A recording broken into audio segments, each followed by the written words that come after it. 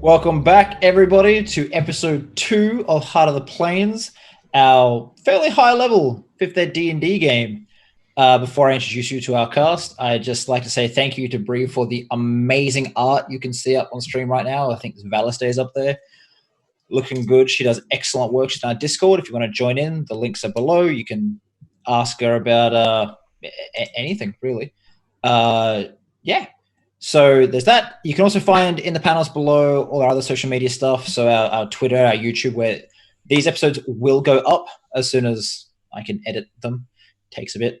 And everything else. I also want to thank to Wonders and Blunders, which lovely agent number 1 is a part of. They do an excellent job. I meant to say show. Yep, either one. Shob. Do an excellent job.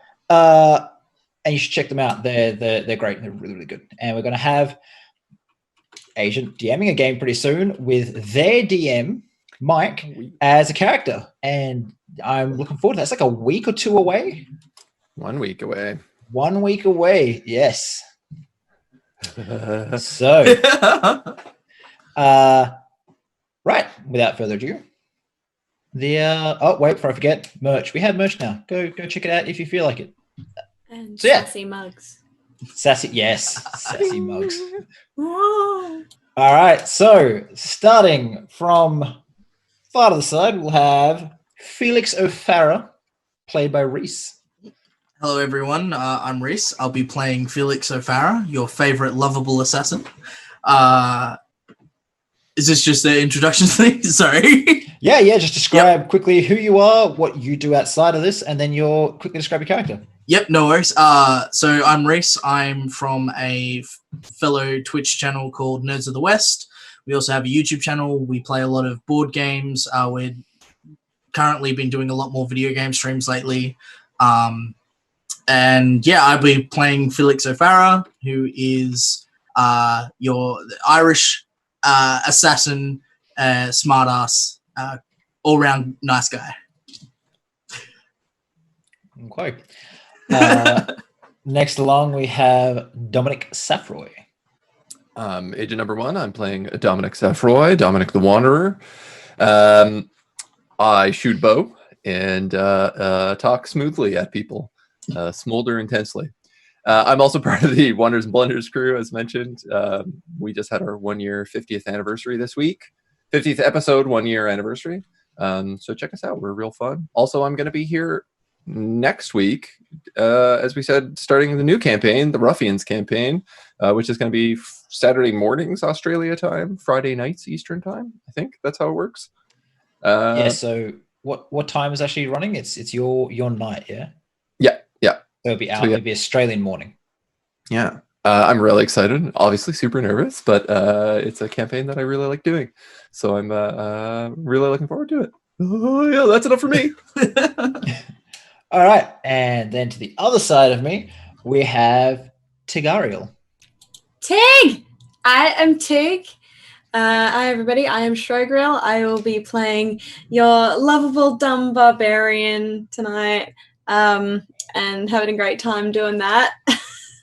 Yeah, pretty much that's me here on Roll for Damage all the time, and I'm here to be Tig. Tig strong, and Tig eat very disgusting things all the time and scare people. This is true. Yeah. Yeah, the whole party had a minor panic attack when she started eating people. It was a foot, okay? Like a toad. Next along, we have Valiste. G'day. How you going? That's right. Yeah, you forgot, didn't you fucker? Yeah. Hi, everyone. I'm Josh the Pirate. I'm a professional voice actor, and I play in another 5e podcast D&D game called There Be Dragons, and I play Skian Feldspar, the Beastmaster Ranger, on this little dragon crush. So you can check us out at tbdragonscast.com. And I can also second how great Wonders of Blunders is, because I started listening to it this week, and it's freaking good. It's really good Total Warhammer 2 listening material. because that game can be boring as fuck while you're watching loading screens. So yeah, do those things and this as well. Good to be here. All right. So I believe it's time for the recap. And as I said before we went live, agent number 1, recap. I will be doing the recap. So when we last left our intrepid group of adventurers, we were in a small little elven village, hanging out with some wood elves, trying to be like, hey, can you let us through this portal? We all got to go to the other planes because we all got business over there. Some people wanted to go see their dead pappies. Some people wanted to go see their dead wives. Some people wanted to go see their gods and hang out. And some people just wanted to die. And so we had a little feast. We met some elves. Tig ate a person. Also ate a bunch of intestines. And eventually we met with kind of the court of these wood elves. And we pleaded our case. We weren't doing a super great job until a big old tree showed up. It said tree loves Tig. Tig said Tig loved tree. And that seemed to be the answer, pretty much. So with the help of the trees, they led us through the portal into the Feywild, where we will be getting our plane hopping journey, I suspect. Or possibly ending it, it's hard to say. In the Feywild, we were told to go seek out the master of the hunt, the god of the hunt, Kuranos. We were told he specifically, absolutely abhors any kind of arcane magic at all in any way, shape, or form. So the very first thing we did without moving 5 feet was cast an arcane spell, at which point we began to get hunted down. I want it on record. He wasn't there when I did that. He just very rapidly showed up. Yeah. Our stuff was getting stolen by invisible pixies. Yeah. It was a fair. There was a legitimate response. And we're gripped in the middle of battle right now with Kuranos, God of the Hunt, who has been just kind of like pounding Tig's face in, but also taking a pretty good beating. And he's called out Dom for a 1v1 hunt because I guess I insulted his honor. And so the current bets, I think, are 2 rounds to live. I think Velise has 3. Yeah, I'm on 3. I said you'd take him down. I'm on your side. I'm on your side, right? Not even on his side. We'll do this, right? Never bet on the guy with the death wish. I'll allow the bets to be held. All right. So what have we got? We've got Dom thinks he's going to last 2 rounds. How long do you think he's going to last there, Felix? I think he's gonna beat the god of the hunt. Okay. Yeah. Val? I give it 3. Give it 3. Solid 3. All right. And Tig? I'm actually going to go up to 4. 4 rounds. Generous. Very generous. I think Roll20's going to like him. I do immediately crit. I really hope I'm yeeted out the planes. Yeah. All right. So, all right. Okay. So we've got between 2 and 4 rounds, and 1 for he actually wins. And I will give the person that gets, if they get it exactly, I might give them a reward just because that'll be fun. All right. So to start us back off, let me get those DM notes out. All right. So you're standing in this clearing, and we can probably get the battle map straight up for this one. We are sort of standing in like just like not even ankle high waters, just lapping around the edges of your boots. Despite the fact it's a lake, it does seem to have a small swirling current to it. And he's standing sort of the other side of this tree, looking at you as he unlimbers his bow.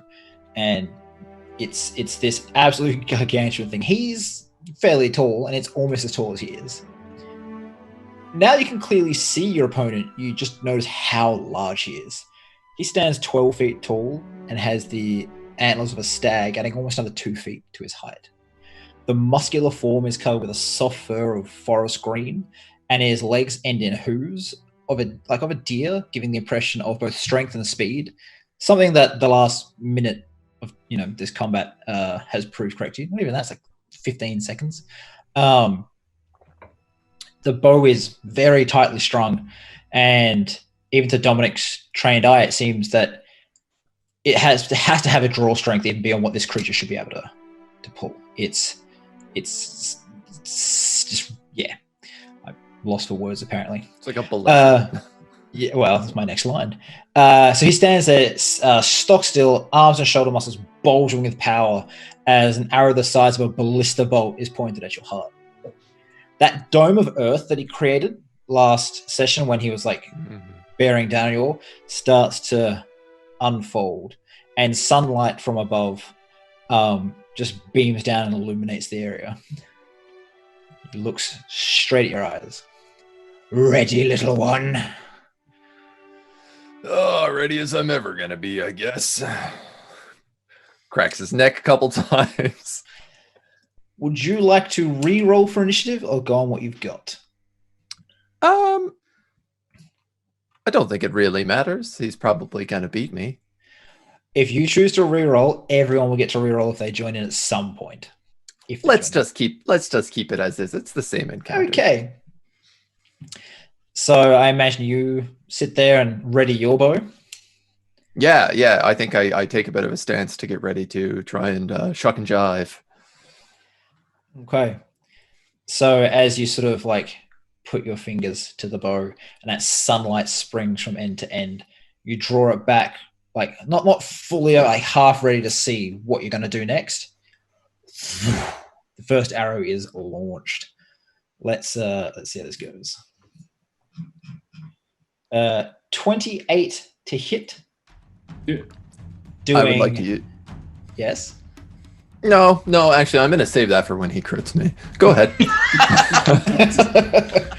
Doing When? 9 piercing damage and 9. 30 radiant damage. Okay. Therein lies the rub.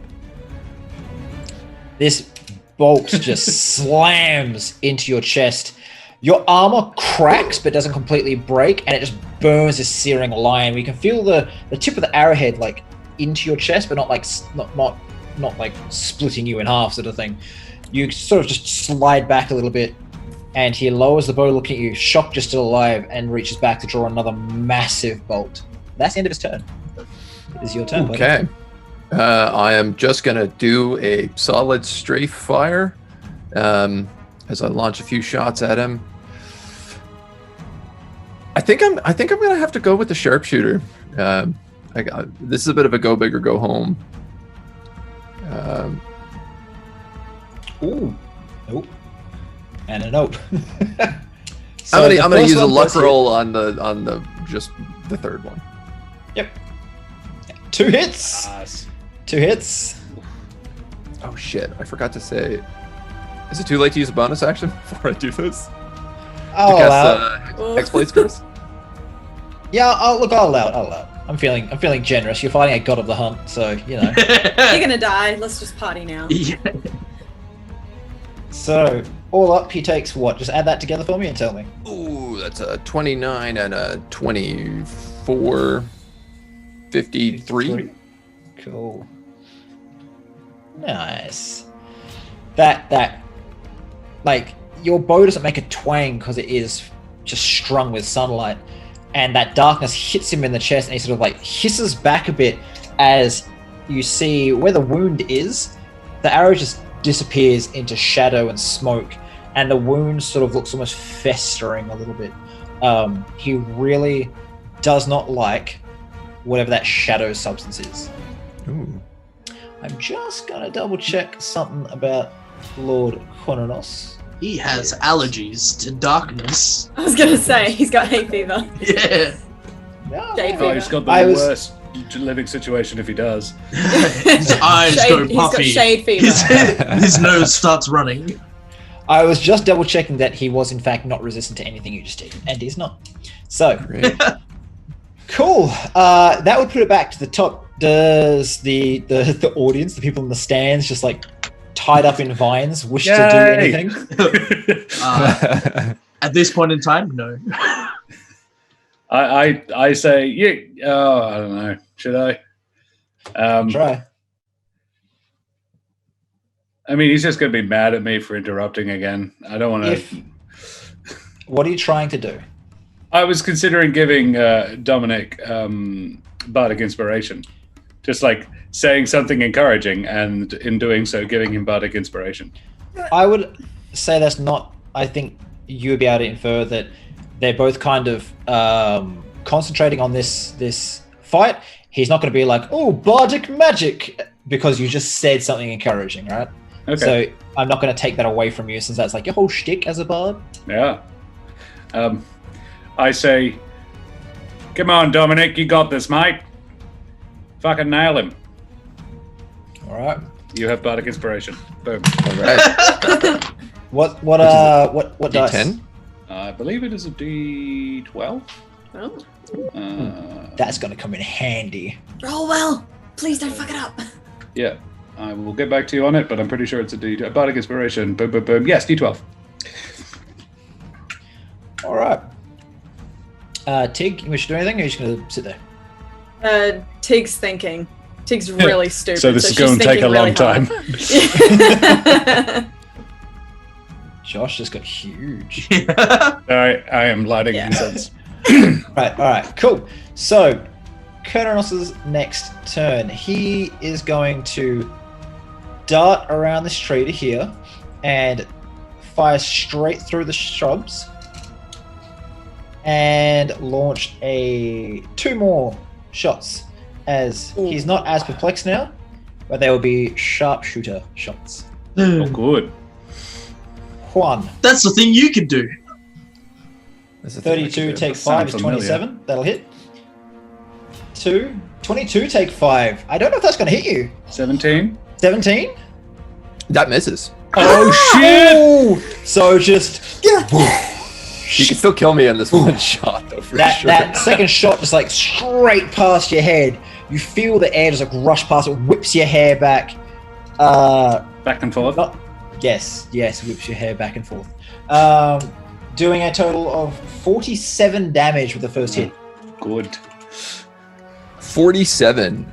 Wow, Yeah. I have 51. Don't forget you've got healing. Oh yeah, I'm about to use it.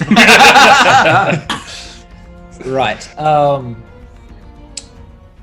That makes it your turn. I would like to use my healing, which is what, 25%? I believe so. Yes. Yes, yeah, yes, yours it was a is. 25%. I can.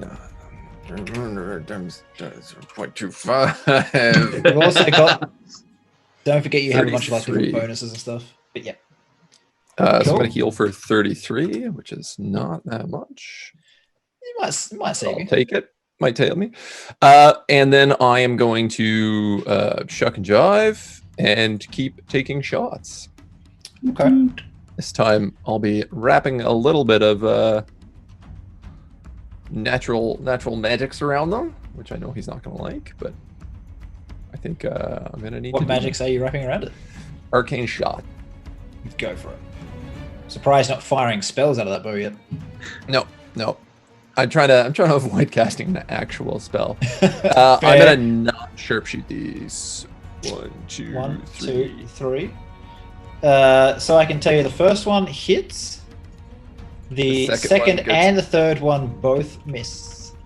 Well, let's just add a 1 onto that It- second Oh my shot. god! That's It does hit. Oh Yeah, my god. because he has 21 AC. Yes! And I helped. Do you So wish the- to use your booster on the last one to give that a crack? Which one? Yeah, actually, why not? Let's. Fuck it, why not? I'm fighting a god. I should probably use everything I've got at my disposal here. Yeah. No. Ah! That's No. enough. So the Not great. first one Roll hits 20 for hits you. 20 damage, and he can make a Constitution save. Okay. And he passes. Let's see. As he takes an extra 7 necrotic damage. 23 to save. Yeah, that's a pass. Yeah. Just. So he does take an extra 7 necrotic damage as the shadows kind of creep out a little extra on the hit Yep. and try to sap a little of his energy from him. All right. That and the second shot hit? is 21. All right.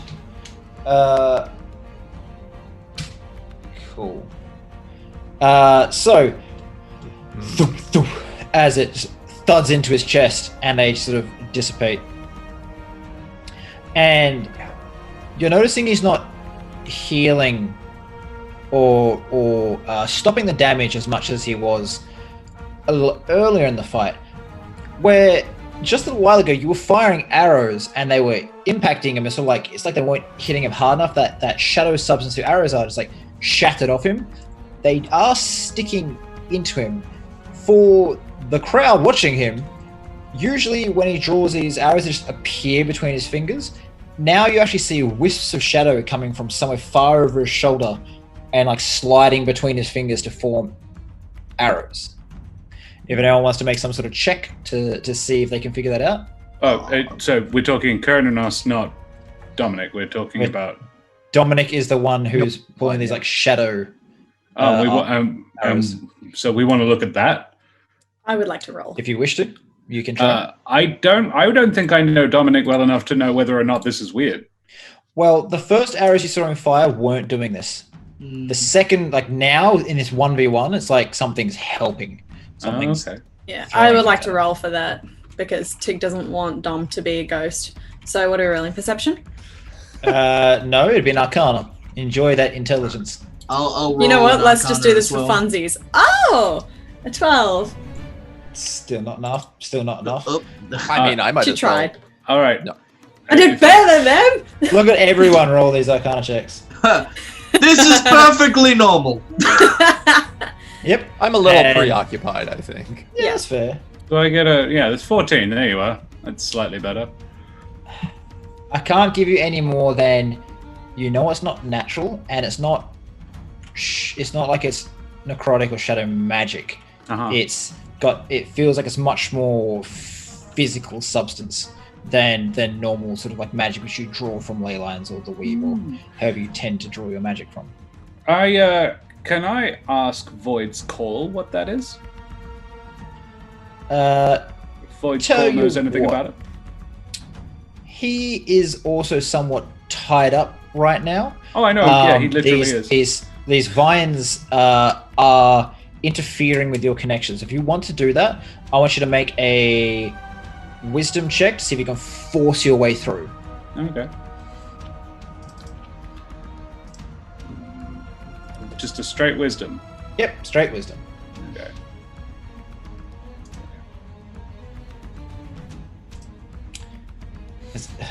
That's really unfortunate. A little on the low side. No, it's all right. He's silent for the moment, but you do feel the staff in your back sort of vibrate and shake a little. Cool.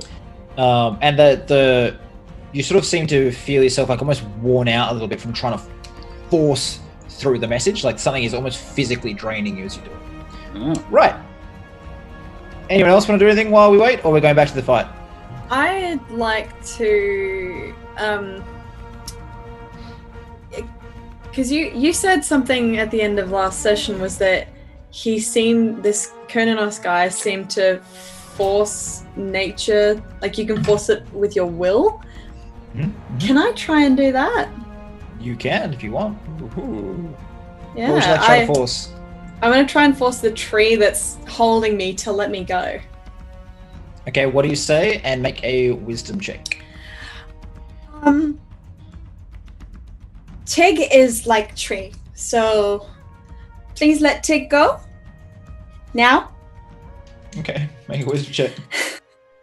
This is going to go so badly. Like a roll of... Oh, 18? Oh. Said it's okay. You actually feel the vines from this tree unravel and fall to the floor. Wow. And you are Like free. superhero landing. Just like, Also, he's not facing you, so he does not notice you. great. But that was your I- entire action as you like forced your will into this tree.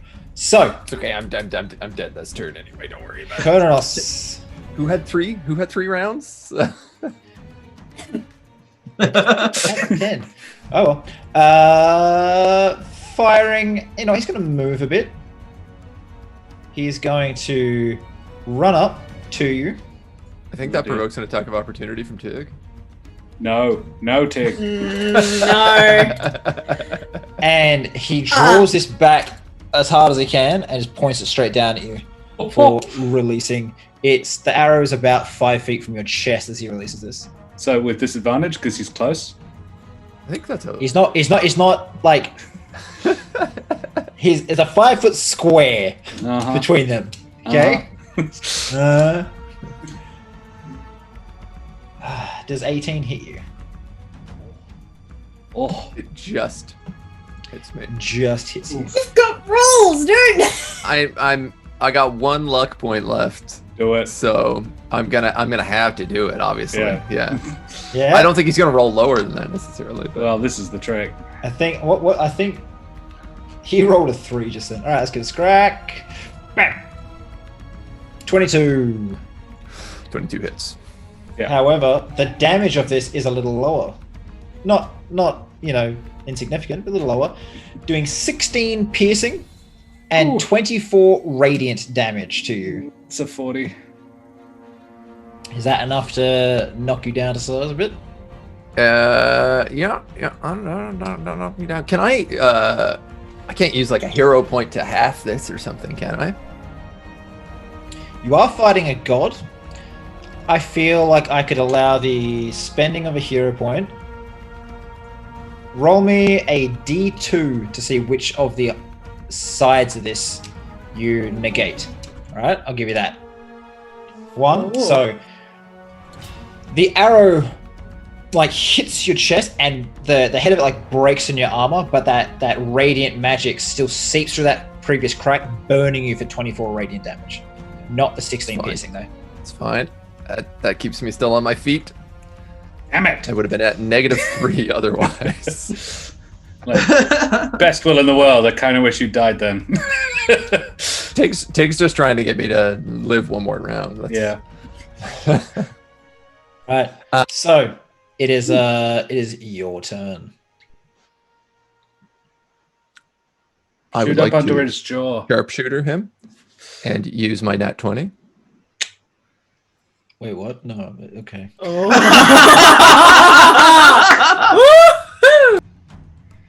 Right. And I'm also going to use a bursting arcane shot to add an extra 2d6 to it.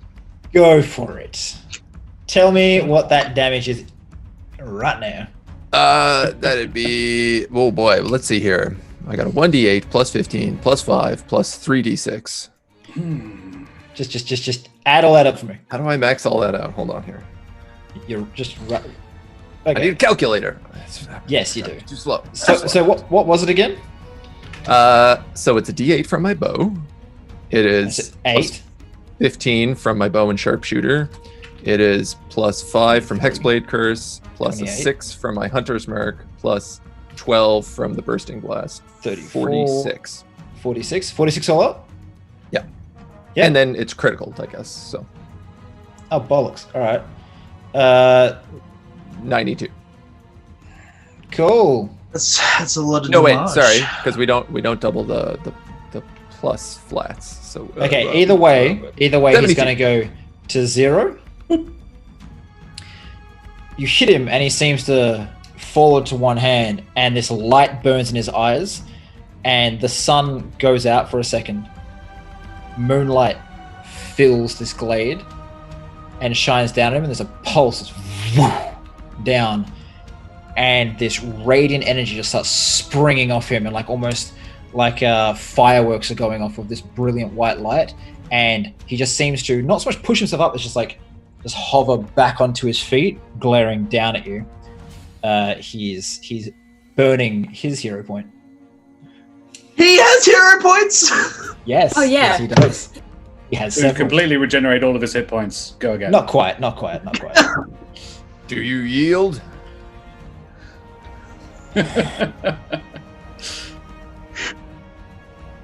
And he says it with that expression on his He face. grunts. Like you? spinning 2 arrows in his fingers. He grunts at you. Looks down at his chest. It's like seeping black tar that's slowly like being pushed out of his system. We didn't come here to fight. Why did you come? To talk.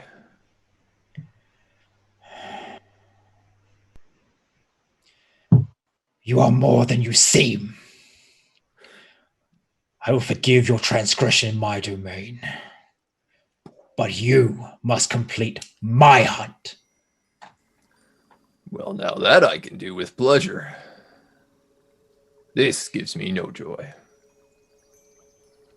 He waves a hand, and the vines holding up the rest of you drop. Yay! Dominic, you can see Dominic take like a pretty big like, okay. That's the blood loss talking. Hi, Dominic. You feeling all right? I got my legs under me. Good. You're just looking at all these vines, just like. So, I mean, are we allowed to help Dominic with your hunt? Well, that's up to the. You. He nods to you. Well, happy to hunt. What's our prey? If this is what it takes to get your favor.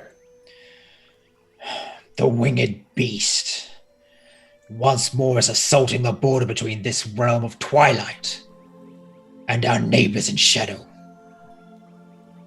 Winged beast. Oh, please tell me that's not another dragon. He looks you dead in the eye and reaches out a hand, and there's this brief flash as you see in your mind's eye this just gargantuan creature of scale and shadow. You can see that it's sort of, as it moves, you can't even see it so much, just surrounded by this cloud of like smoke and shadow, and wherever it flies, underneath it, just color drains from the environment. The earth becomes barren, and it passes across the border between this place of darkness and light, and where it crosses, it pushes the border of reality of the shadow plane into the Feywild every time it advances. Well, now that's absolutely in my domain. I've worked with the god of the sun, god of light. I'd be honored to help you with this. I'd do it even not for a favor. Looks to the moon, cocks his head, holds his hand out, and the spear springs back to it, and he slams it into the ground. There's this quick swirl of leaves, and standing before you is this attractive yet scarred male elf with this like sort of 5 o'clock shadow, but it's like green, and his hair is this like long green mane. Well, hello. Turn enough, I presume. Yes, this will be easier. Cornflakes! Dick's gonna start running over to Dominic. Gentle hugs, Tig, gentle.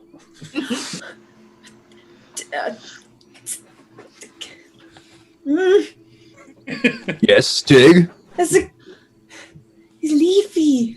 Leaves. Just raises eyebrow at Tig. My life is tied to this realm. I cannot cross into the shadows proper. So we've got to hunt the thing for you?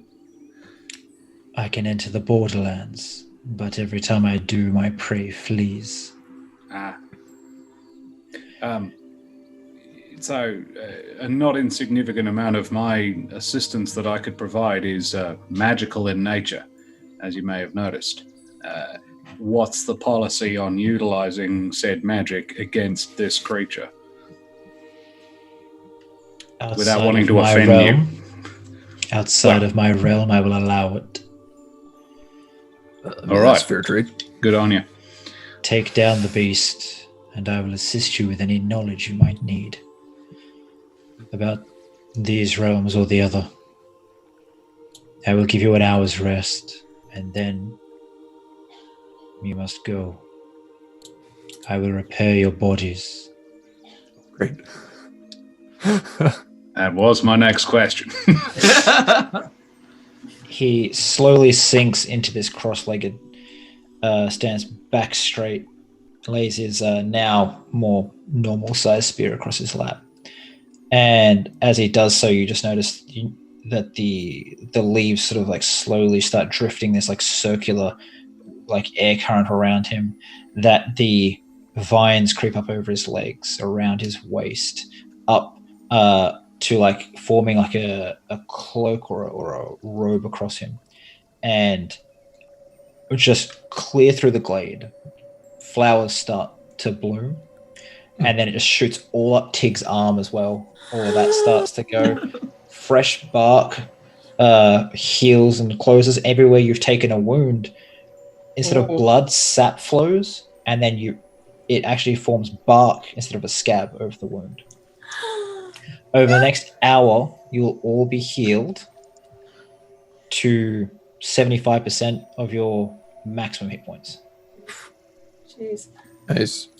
I don't think I was actually below that. Yeah. If you're not below that, you'll be healed to full. Oh, great. Can I play a Song of Rest? You can if you want to help with the bit out. This will count as a short rest. He's kind of helping you out there. Yeah, well, everyone else gains back 1d10 hit points if you regain any, which you all do. So that's a little bit extra. I ask because that's sort of technically magic, maybe a bit, perhaps. You guys have an hour to talk. He can't respond while he's communing with nature like this, but you can plan about what you want to do. I would ask Void's Call again for clarification on whether or not on what was assisting, and now I have this tiny sneaking, maybe even suspicion perhaps that this shadowy creature might have been assisting Dominic, and I would like possibly Dominic's opinion on this, but also Void's Calls. Okay. Maybe talk to the party first before you start having a conversation with your stick. What, in letting them know that it is a stick I can have a conversation with? Well, they already know that. Just Okay, Tig does it. Even if I told Tig, would she? Dom, mate, old buddy, old chum, was noticing some shadowy shit going on with your shooting. It's a fun phrase to say. My bow, yeah. Yeah, because it looks like all light and shit, and then when you were shooting, it seemed quite the opposite, almost, well, like I say, shadowy. What's going on with that? The bow was a gift from Apollo. Sure. It's made of light, so to speak, but fused with another weapon of the gods, one of the gods of death. So, yeah, now it's been shooting shadow arrows since some time ago. So it's sort of like a yin and yang situation, I'm guessing. A little bit. Yeah. Tig just looks at you, just like, what? Like Tig and Arm, two halves of one whole. Yeah, I mean, kind of, yeah. There you go. You just blew Tig's mind. Boom. Yeah, Like and you can grass see and not Dom is like a little pensive about this. You can see he's clearly kind of thinking about the past. But I don't detect any sort of deception or anything anything untoward from Dominic, presumably. No, I didn't notice the other stuff going on in this fight. So, all right. Then I would say, yeah, I only ask, and like no, all power to you. Sounds great. Love your work. I just seemed like the shots were coming from elsewhere, not the bow. It seemed like it was coming from behind you, and just sort of like something was helping.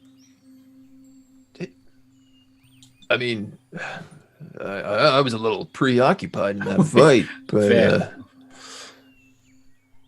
that's worrisome. If so, the power comes, I mean, at this point, strictly between the bow and me. Well, that's what I thought, and that's why I thought it somewhat odd. That if you don't know what's going on, and could it be this thing that we're hunting? Which, can I get some clarification on that? Shadow dragon, are we saying? That certainly seems to be what great. Looked like. I mean, if it's another dragon, we've already taken out one before, and we have you, Valistine. So It was not a good time last time either. None of us died. It's okay. Last time we know have battleship, but now we do. Just like pat Valistine on the head. Oh, sure.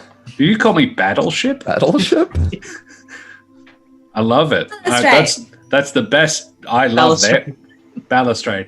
Go with Battleship. Battleship's closer.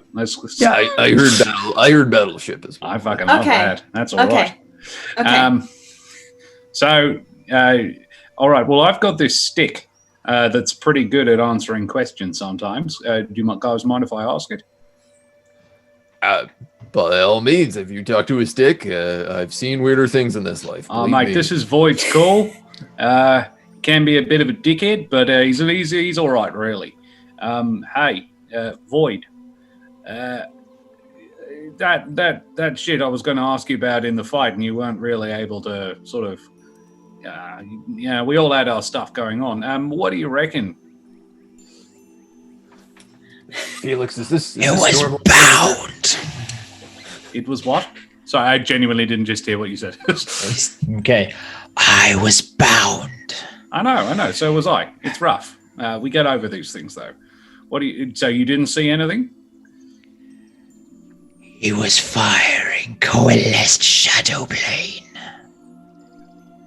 He was firing a coalesced shadow plane.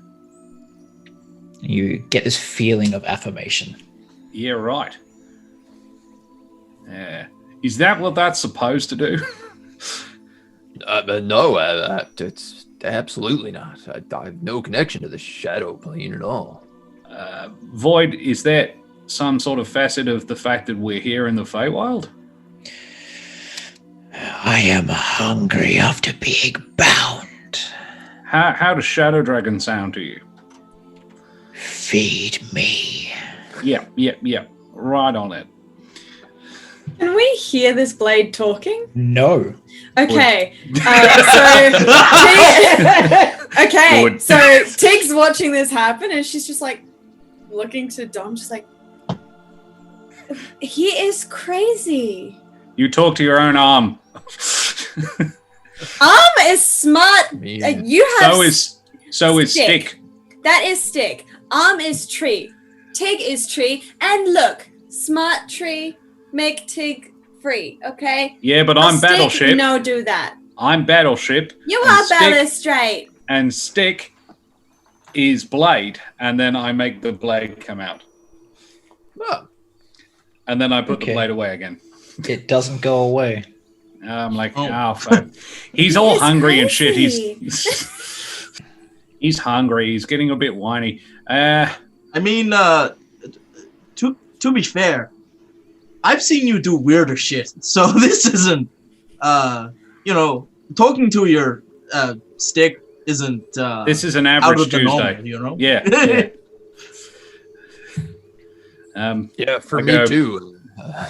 I say, like, looking around and motioning to God healing us on the ground.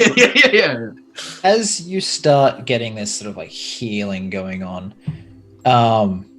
you feel Void's call start turning in your hands, and it's sort of forcing your arms, the blade inching closer to whoever's nearest you, which I imagine is Dominic, since you are talking directly to him right now. I walk away from Dominic. In fact, where are you going? He's I was like, he's hungry. Rest here. What does he eat? People, mainly. We can be friends. Well, souls, really, is the problem. I fed him before we all got here. But the whole being bound thing has really set him off. So yeah, he's ill crotchety. What's the over/under on me maybe finding something to feed the fucking blade?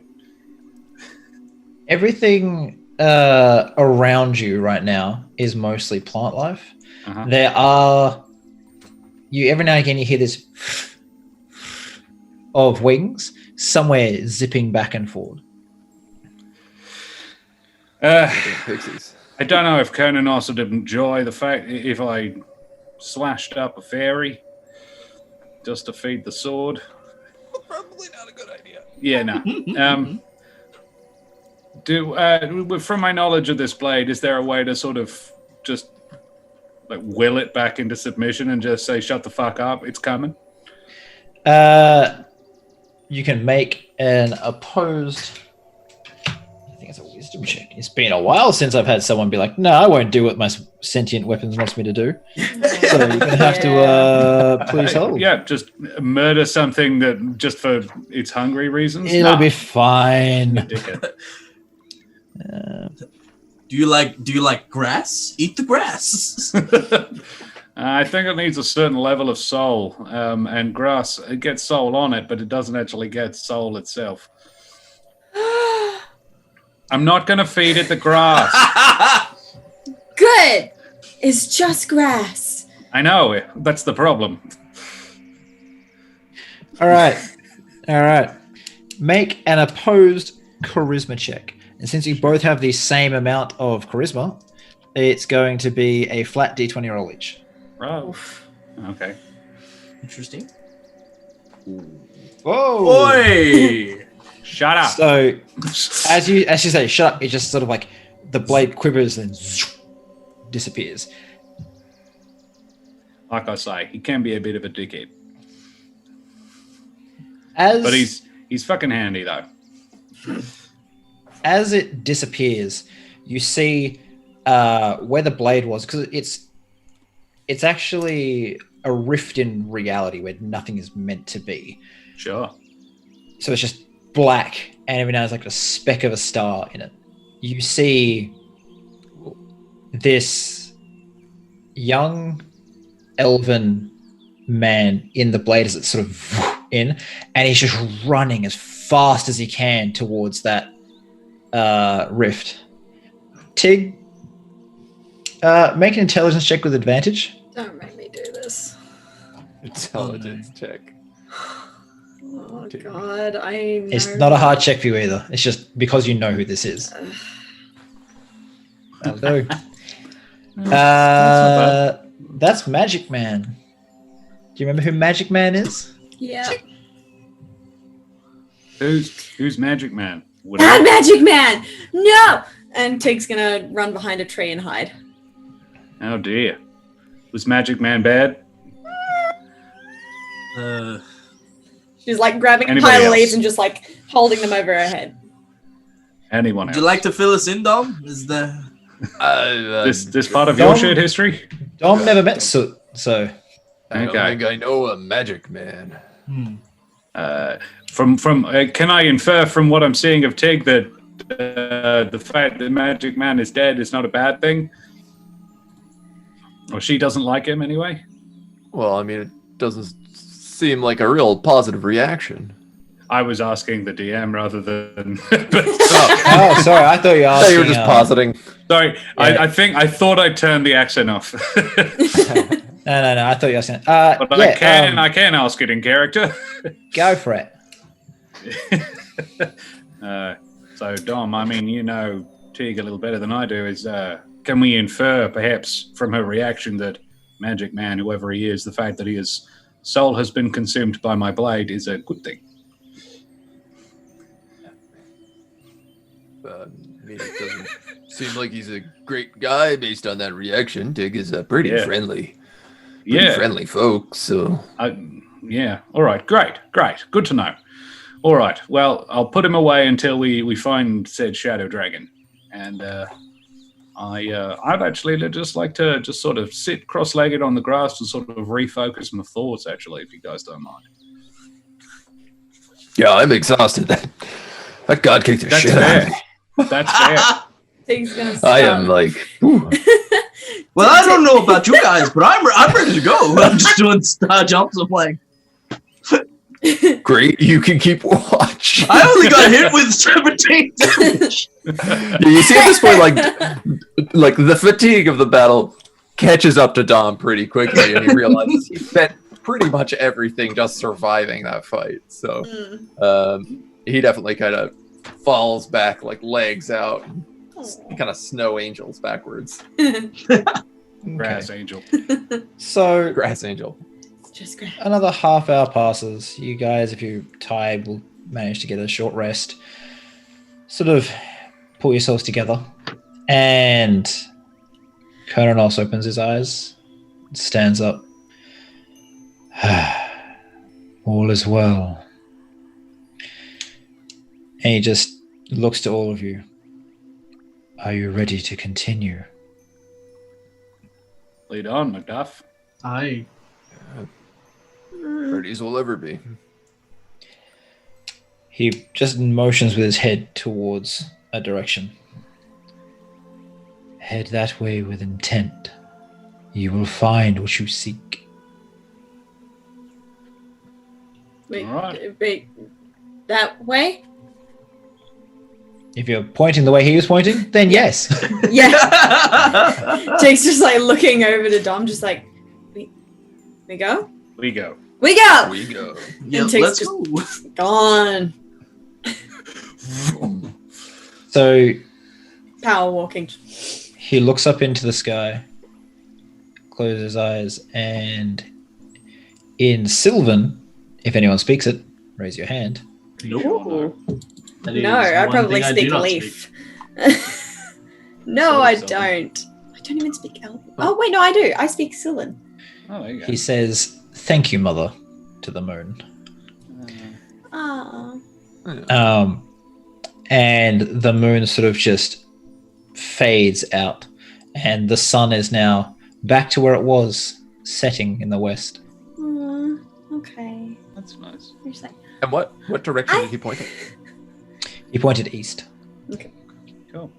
as we're leaving, and I've heard him say that to the man, just be like, I say bye-bye to my mother too. Bye-bye. And go. Okay. He just looks at you a little shaken. Tigariel. Tig. The forests here have heard your name. You are welcome any time in these glades. Tig home? If need be.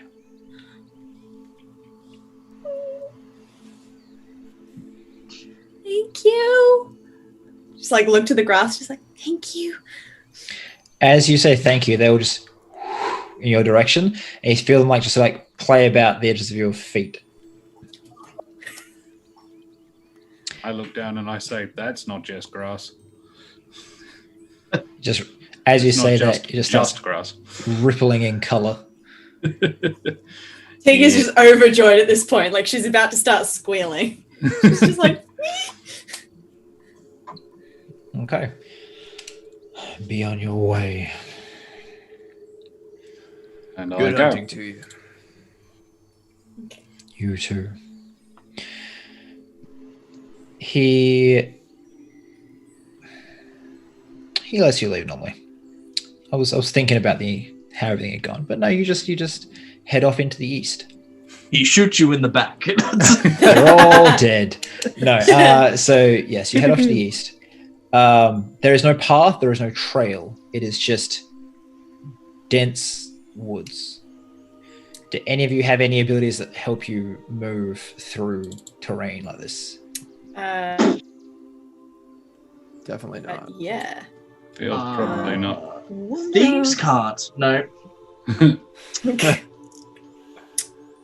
It's a terror. I got nothing. Nope. All right.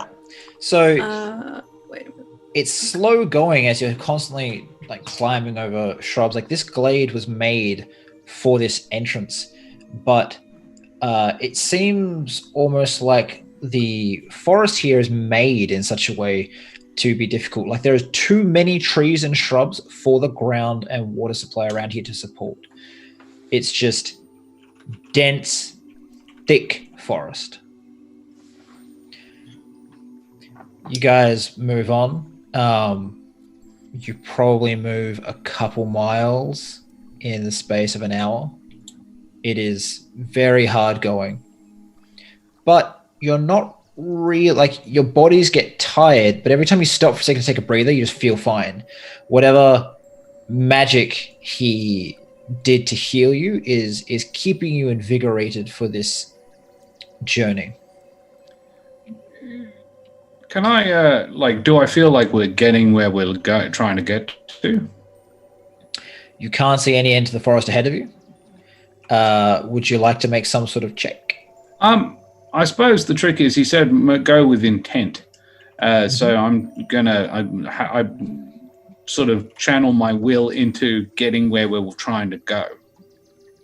Okay, make a charisma check, since you are a charisma caster. Sure. And the potatoes. Okay. As you're sort of like, you stop for a second, you concentrate and start moving again. The perception of the trees ahead of you stop quite being so like dense, and you just hear the creaking as some of the roots withdraw a bit, and the trees bend in such a way to guide you around to your left. It only lasts for a minute, and then they all seem to like, it stops again, and you keep walking. Another hour passes, and then another hour passes. Another one. Guys, I think we all need to sort of work at focusing on exactly where we're trying to get to. So the forest, as Tig proved very well, it's what the forest reacts well to. Well, yeah, you. So Tig asked Tree to let Tig go, and made it let go. So we brain good to make forest point for us. Okay? So is this one of those we're not actually heading east, but we're channeling where we want to head to? Sort of actualizing your reality by willpower. Visualizing success. Yeah. All right. Tig want to go this way. We go this way. We go this way. We go this way. Yeah. Okay. All right. I just look around, just like point on, like we go this way. We find shadow monster. I'd like to Take close my me eyes there. and just see the monster again, like from the vision that he gave us. Just like focus on that shadow dragon thing. Okay. One of you, probably Tiggs, and she's like, we go. So like forcefully, you roll a wisdom check. Ooh, okay. My poor little wisdom. There is a very high DC. Let's see if we get it. 14. Now, Dominic, what is your charisma bonus? +5. Bumps that to a 19. Mm-hmm. Valiste, what is your charisma bonus? +5. 23. No, 24. Hey, 24. look, I'm not good at maths, okay? 24. 24. Felix. Yep. What's higher out of your charisma and your wisdom? Since you're not a caster. Don't you dare. My wisdom. And what is it? 3. 3? Yeah. Okay. So it's 27. You all start concentrating. And some of the trees... I think I can. I know I can. Some of the trees start bending left. Really believe in fairies. Some bend right. Some like literally spring up and grow out of the ground, pulled from somewhere else nearby to block those paths. And the whole forest around you is reacting in this really odd way. And after about a minute of these paths opening and closing very rapidly, all the trees sort of shake, some leaves fall, and it's just back to how it was before. You failed the check. Not by much, but you failed the check. All right. Hmm. I'm going to cast Speak with Beasts and Plants.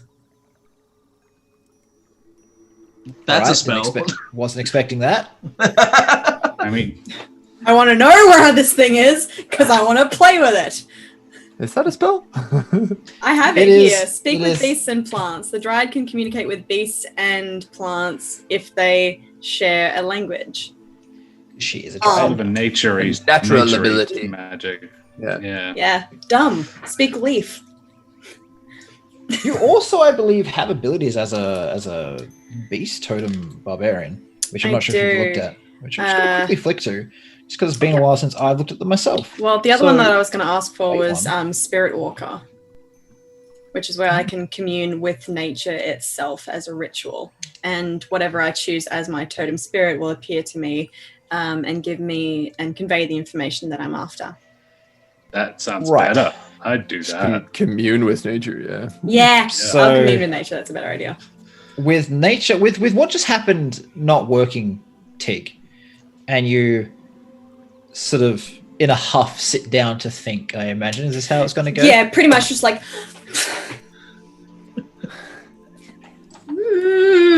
Just like pouting at the grass, just like. Yeah. As you keep just pouting around you, like about 15 minutes of just sulking on the forest floor while everyone's like, what are we doing? You can't move the barbarian. What do we do now, Dom? I mean, I generally find it's best to just let Let these this sort of things thing play out. Play out, yeah. Yeah, You know, you yeah. can't really push a tantruming child. Nope. Or Dryad. And Dom just kind of like leans back against a tree, like arms crossed, like, oh, all right, let's see how long this one takes. So yeah, 5 minutes pass, 10 minutes pass, ends up being 15 full minutes. And then there's this brief flash that only you see, Tig. And the rest you hear a little crack and like a stick falls to the floor from one of the nearby trees. But Tig, from the stick, you see this little twig spirit just like rise up out of it.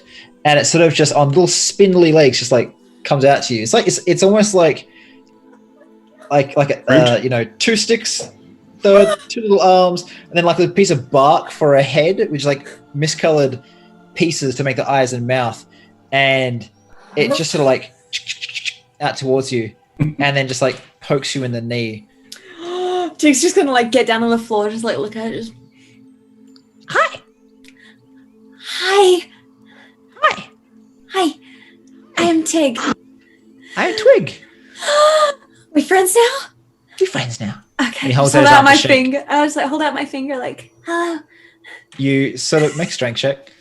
No, Can I choose to fail it? Make a strength check. I don't want to hurt the little guy.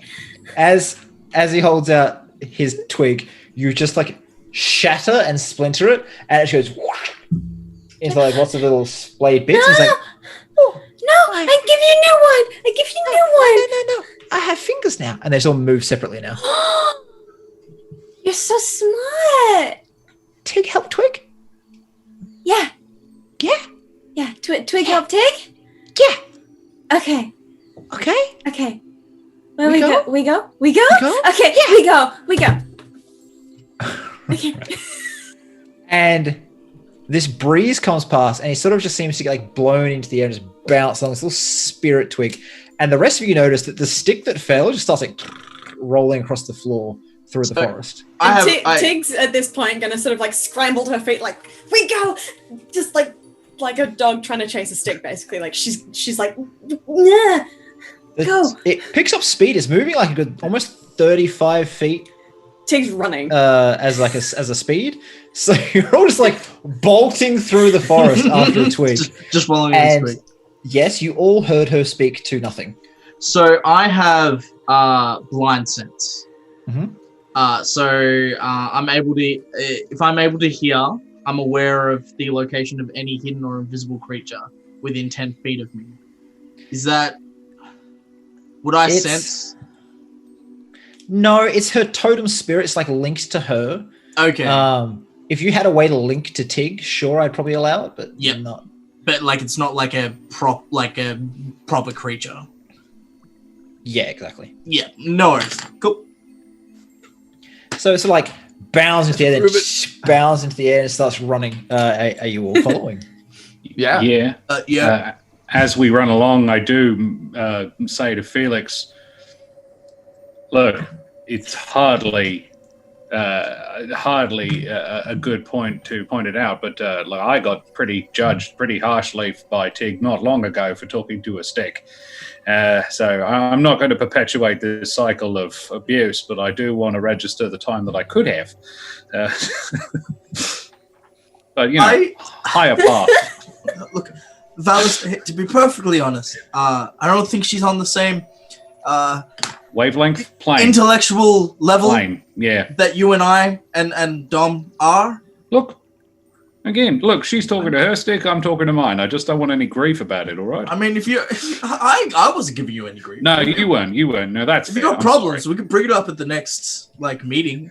When we all have a sit down, you know, post dragon slaying debrief, perhaps. Yeah. we're saying this as we're like, yeah, so Yeah, post dragon slaying debrief. Valis, they know that I'm on your side. That's No, it's all good. Like, I'm not pissed off. I'm just like, this is like weird thing number 3 today. Yeah. I feel So- you. As it sort of just floats and bounds along, it's just singing, which only you can hear. Tig, Tig, help Twig. Twig, help Tig. Tig, help Twig. Just constantly. I'm gonna join constantly in. You can, however, hear I'm it joining because in. she's got to be singing along with. Yeah. Yeah. Yeah, Tig is singing along so much. As it sort of stops for a minute, as this breeze dies down, it sort of just like stands on like a small branch at about head level for most of you, about like midriff level for Tig. And she like lean over like, It sits there and pokes you in the chest, like, why two? oh, Tig play with big, mean, shadowy, winged beast thing. It makes things sad, makes trees sad. So Tig here to play with it and make it go away. Make sad? And he gives you a little hug on like the arm, like, make better? Yeah, Tig here to make better. Oh, but you have two in you. Why two? Tig have two? Yeah. Tig have And- arm. And he takes your hand and points to the little vine ring you have. Ah, okay. That is from Nisa. Nisa is Tig wife. Tig not know what that means. But there. No, it's Tig and arm and Tig lose Nissa. This many. Tig, Nissa lived there. And just pokes you again and again in the chest. No, Nissa gone. Tig here to get Nissa back, cause Tig miss Nissa and Tig not know why. We find Nissa? Okay, we go. No, we find Beast first. Then we go. Oh, Tig play, please. Tig play. Tig play?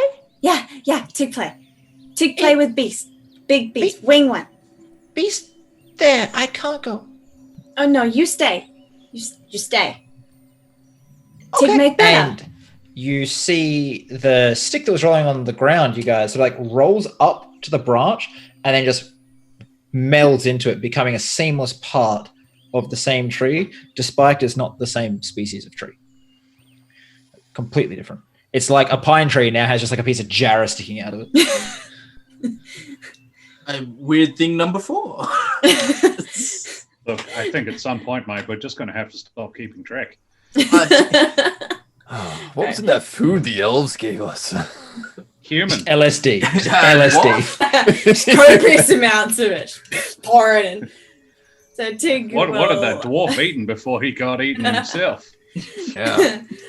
Tig will sort of like, thank you, Twig. Like, you know, thank you, Twig. And turn to everybody. She's like, okay, this way. We go. Is there? Like, is there? Love it. Good job, Tig. And No, Twig.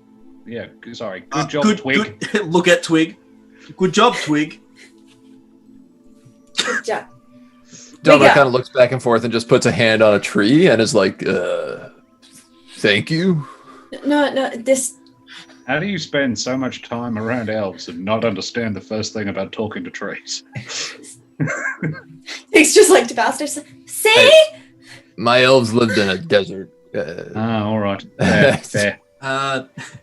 Hey, Dom, I'm gonna have to sort of rely on you for how weird Tig gets.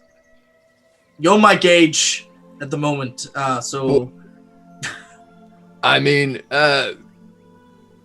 From looking at you, we wouldn't have said she's got any past a 3 yet. So, you know. I'll let you know when we're in too deep. All right, Heads up for an 8 or a 9, yeah, mate? Yeah. Just give us the old, this isn't supposed to be happening. You know, This is weird even for this. And Yeah, Dom go is kind of like Rolodexing back through the memories and being like, oh man, I don't know, it just That's keeps fine. getting weirder and weirder most days. Like, When is have what we he's ever thinking. actually breached like a 9? It's like, oh, we got close there, but then it got like it's one like up you're by at this a other 9, thing. you've never gone down. It's always just deep down. Yes. So as you guys all finish that conversation and start heading off in the direction, we'll take a We quick are break talking and walking. for 5. Yeah, okay. For like the next 5-ish minutes, get some water. We'll come back fairly soon. Reese doesn't need water. He has a bottle. I assume is water. No, Or I vodka. need to top it up. This is Alright. water too, I promise. Promise. It's Australian water. Beer. No, all it right, was so beer, now it's water. we'll take a quick break and we'll see everyone in a few minutes. Hey. Bye. Hello. Hi guys, we are back with our second episode of Heart of the Plains, our high-level D&D campaign. These people are level 16. One just put down, well, not quite put down, but convinced a god of the hunt to possibly help out by having a bit of a duel with him. Don't you dare, Dab. Having a bit of a duel with him with arrows. So it worked pretty well. Yeah. Some resources were burnt. They had a bit of a heal, had a bit of a chat. Tig chased a twig through the forest, as one does. Yeah. And That one does. and now they are sort of about to see what the next step is. They've been heading west. They've been It's like heading east west. for a while. Yeah, but not. Yeah. Heading east for a while now. So when you guys got here, the sun was setting. Okay. After about, well, I don't know, 30 seconds of a fight and 6 hours of travel, Jesus. the sun is still setting behind you. It must be moving really, really quickly. Keeping pace with that Yes. sun. Well, the sun's setting behind you. Yeah. Well, it's moving quickly to keep up with us then. Sure. Okay. That's not how that works at all. Yeah. I've never Right. been here before. Sounds great. It's the So- same wild. You guys are just pushing through some like heavy wooded area. You sort of break through and move aside the last bushes. As you leave the thick woods, pushing through the last shrubs, and as you move the leaves aside, you look upon a dark landscape, as if in the grip of the deepest night.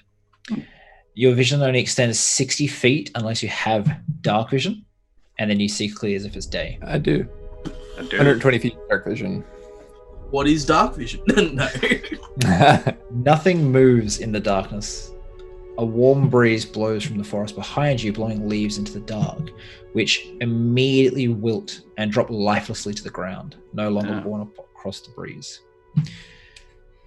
Large gouges have been scratched into the wasteland before you by some large predator. You can see trees have been bowled over, and any rocks that stand have just large, deep claw marks.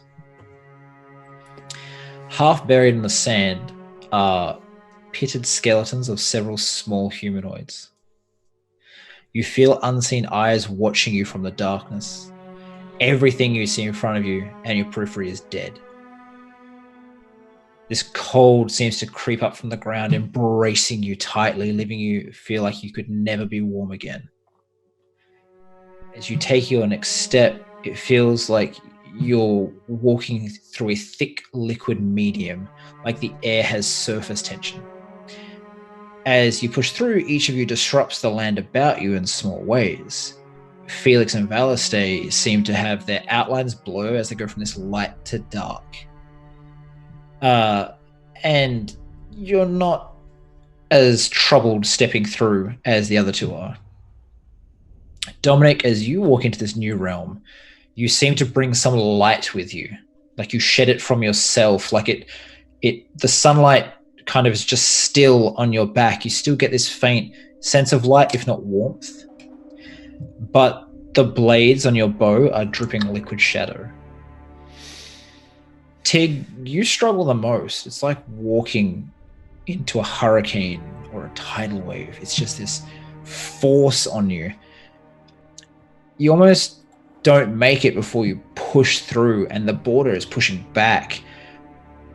But it bows around you, and as you finally cross the threshold, small plants start springing up around your feet and sort of seem to struggle for life. But you are bringing some of the Feywild with you. Oh. Before you finally feel that tension release and you step forward a few steps, catching up with the rest. And it's almost like you can feel nature questing to get through this barrier, but not quite able to push. Okay. I'll try and catch up to Dominic and everybody. I'd slow down to make sure we all stay together, make sure Tig gets through, and would I notice her struggling at all?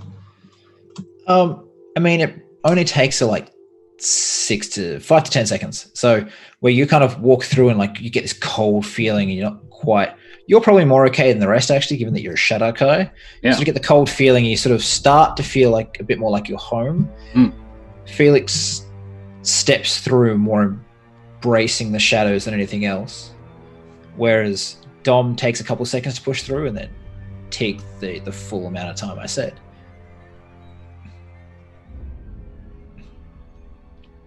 It's heavy feel in this place.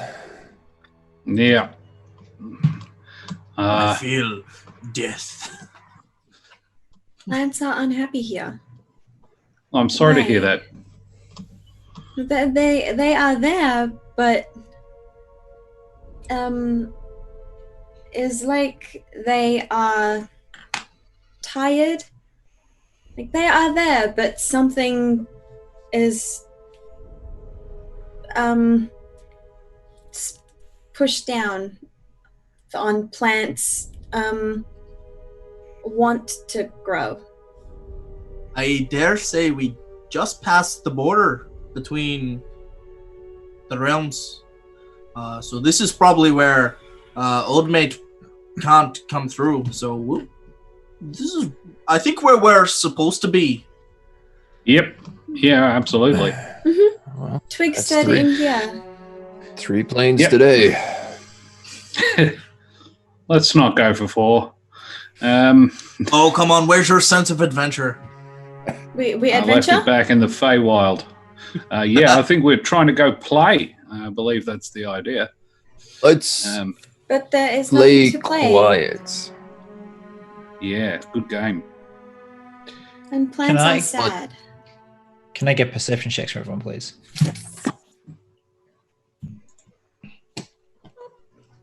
Oh, No. 23. 19. All right. 26. Anyone above 18 hears this faint, almost cawing of a crow. Almost. It sounds too big. Do I recognize this noise? Make a Having history lived check. here? Make a Okay. history check. Yeah, you have the most likely. I'm actually going to give this to advantage. My whole +2. 18 or 18's pretty good. 11. Yeah. You recognize this as the call of a psychopomp that has taken on a mortal guise to become a Kenku. What? A Those psycho? are words. Mm-hmm. They're creatures that they're sort of beings that lead people from life to death, like the Apollo. He was a psychopomp. He was a god. Apollo is a pom-pom? Well, yeah, he's also a psychopomp. I loved that. Eyebrow raise. Trying to think of other ones. Is Brynhilde. this something we need to be worried about? I'm going to throw that one over to Kyle. So you know that psychopomps didn't used to come around the shadow plane and your home too much. It was more that over time, after the rise of the Endless Lord, these creatures who no longer had a job or a place in the spheres, in the planes, they started gathering, and this maze of the Raven Queen, or I should say the Lady of Ravens, started growing out of the shadow plane, creating a domain for her. They gathered on its borders, and they would enter and leave, going in as chicks and leaving as full-grown adults. They worship the same goddess I do. They didn't used to hang out here so much, but it shouldn't be a problem. Well, I mean, Shouldn't be. you're here to see that god, aren't you? I am. This I am. seems like Well, it'd be I'm on. a I'm on good a omen. job. Oh yeah, absolutely. Yeah. Particularly as well, it's an omen. I mean, I want to ask if that thing could maybe help us find what we're looking for, but yeah. Look, based on everything around us, as I point to like the scrapes and carvings out of the rocks, I'm like, I don't think it's gonna be too hard to find something this big. I think it's going to be hard to not have it find us. What is Kenku? I mean, good question. From the perception check, would I know general direction? It's probably within a mile, and just the wasteland of this place makes the sound carry a lot further, and it seems to be coming from deeper in, like somewhere between southeast and northeast, like that direction. Sure. I mean, look, we could go and look for it quietly, but I think like if we're here looking for the dragon, unless it can provide us some highly useful information. We've had such positive interaction with everybody else today. I don't know if I can take any more positive interaction from it with anything else. But couldn't hurt. So we go find Pom Pom? I think that's probably not a bad idea. Pom Pom can help? Maybe. We'd have to ask it. Opinions, Dom, Felix? Yeah, let's just move quietly, perhaps. Sure, yeah. Seems like sound travels pretty far in this place. Yeah. I mean, well, can't really commune with nature again, can we? Because there's not really much nature around here to commune with. No, Tig is it. So I do not have any better ideas, to be perfectly honest. All right. Well, let's go find the Pom Pom. Can I make a survival check to try and track this thing down? Sure. Just like smell of it and hearing it, that sort of thing. Survival. Ooh. You know what? I'll add a booster. Why not? Because I feel like I'm not going to find this thing. I just feel like that's going to happen. Was it a D4? I have a D6. D6. One. Hey! That'll do. No, I can't lose it. Hope So as you sort of like look around, you see this little, like maybe 3.5 foot tall shape, little waistcoat on, little like bird wings with like feathered hands, so like just peeking out from behind a tree, big sharp beak, glowing eyes, and it's just, as you look at it, its eyes just and it just like ducks behind, and you sort of watch it just like hop hop hop hop hop behind another tree. just like touch about stage, just like, is that Pom Pom? And again, I'm gonna. This is presumably it. Yes. Yes, it's like a inky black Kenku youngster. Sure. It looks like quite a young one. So I know you're a very nice person, Tig, but yeah, gently. Is baby? Yes.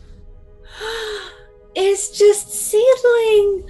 Oh, okay. And I'm going to take the lead on this one because I'm sort of home, and go. I would attempt to approach it, moving in a placating manner, Okay, make a non-threatening manner. Make it just a persuasion check, I think, as you sort of like your body language being the persuader here. Rolls a 1, rushes it with dagger. Rolls a 2, rushes it with dagger. Oh. No. Yeah. So right. you sort of like a 1 and a 2. I mean, fuck it. I've got a bonus too. And a 1. And I don't want to screw this up. Let's make it a 13. There we are. So you sort of move forward, hand outstretched, and it sort of like hops back and it sort of thuds a little bit against the tree and it looks out at you as you sort of like stop, and then you reach out your hand again and it just hop, hop, hop. And as it sort of picks up at a speed, it starts walking more normally. It's like if it's moving short distances, it seems to hop, and it sort of then starts moving into a walk. And just buck, buck. And G'day. it pats its chest. Buck. G'day, Bok. And then he pulls out a small tome and flicks it open, and it's filled with like incantations. Book. Book. Book. Book. G'day, Book. G'day, Book. That's right, Kenku. That's right, Kenku. Yeah. Yeah. Have you seen Dragon?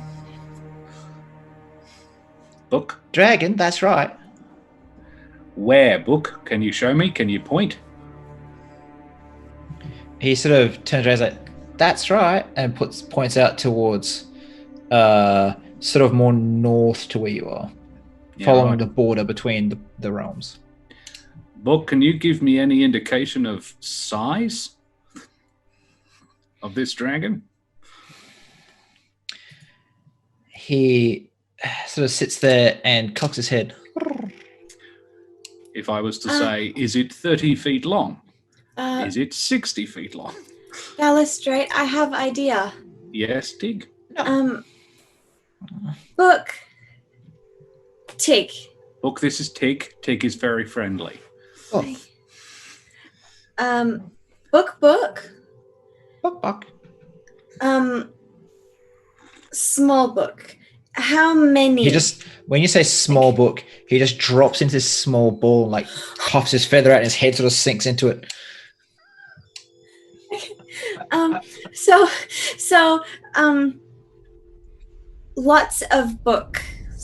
Lots of book. How many for big monster?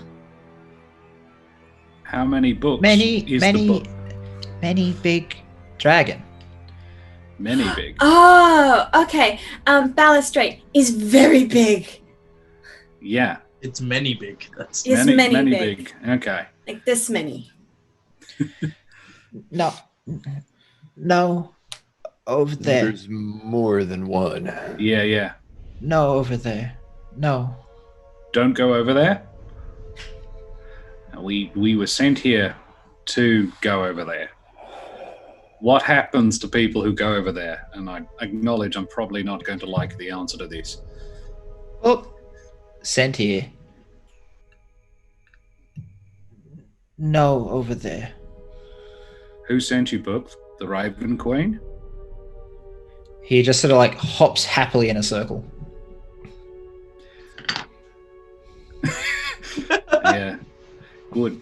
I have a present for the Raven Queen when this is over, but I do need to go over there first. He sort of hops side to side, then around the back of you and just like pecks the staff, and then hops back in front of you and just cocks his head. That's the present. Be very careful with it. He likes souls, and I expect you will know what that means. Book, get over there. And points further east. As in away from where he pointed before? Yeah, he's instead of pointing north to where the dragon was, he's pointing out towards the east. If we come with you, are you asking us to come with you? Nods his head. Why? No, go over there, and points back towards north.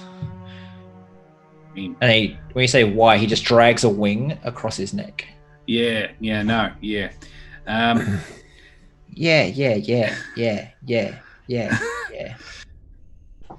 I mean, the little book raises a good point that maybe this is not something we want to go and find in its home. Sure. Where else do you plan to find it? Well, No I mean, if we home. should ambush it. Wait, it's not its home? Yeah. Okay.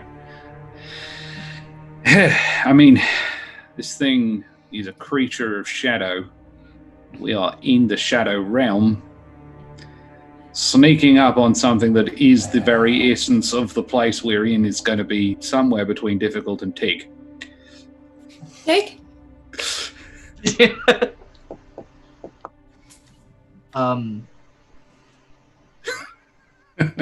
You are welcome, Kyle. Tig's like put on her thinking face suddenly, just like, Yeah. What is Tig on difficult?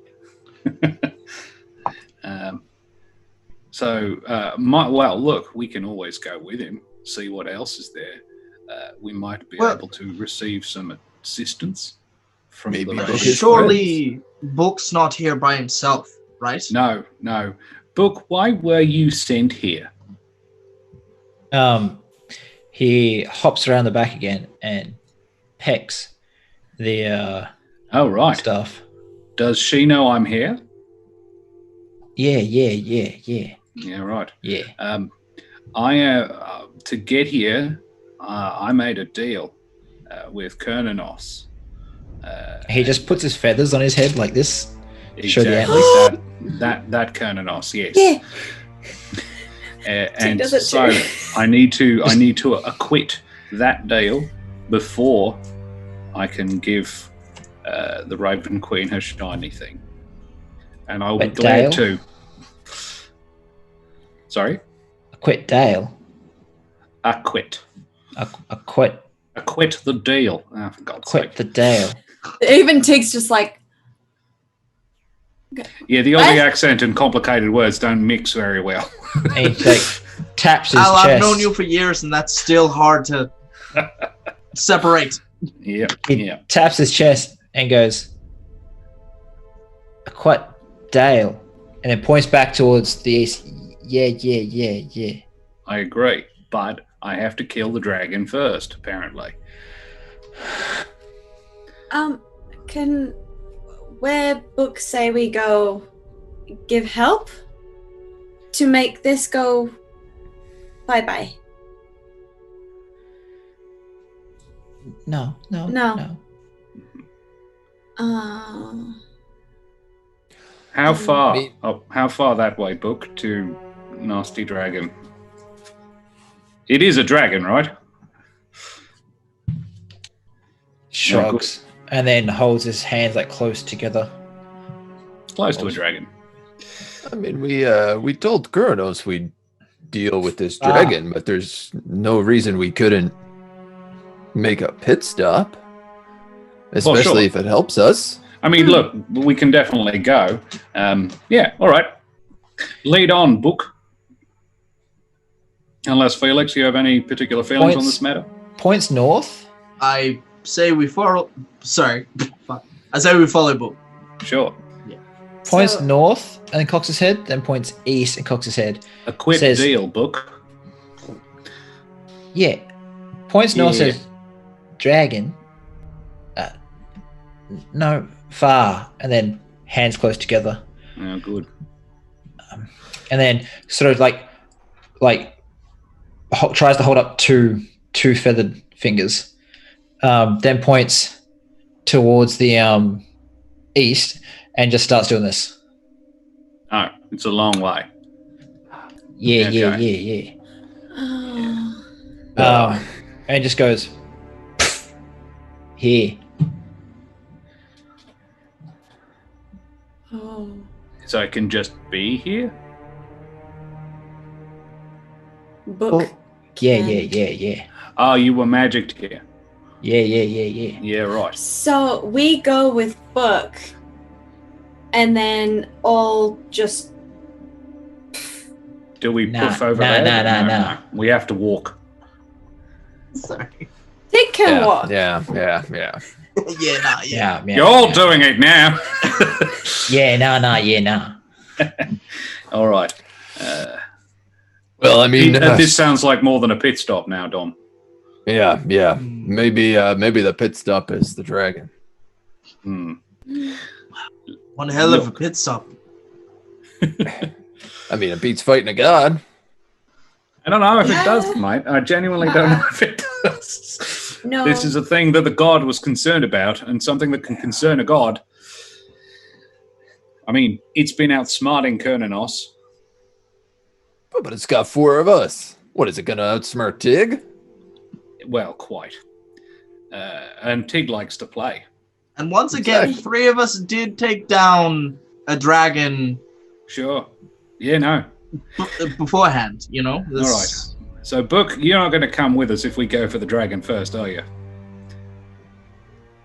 Yeah, no. Yeah.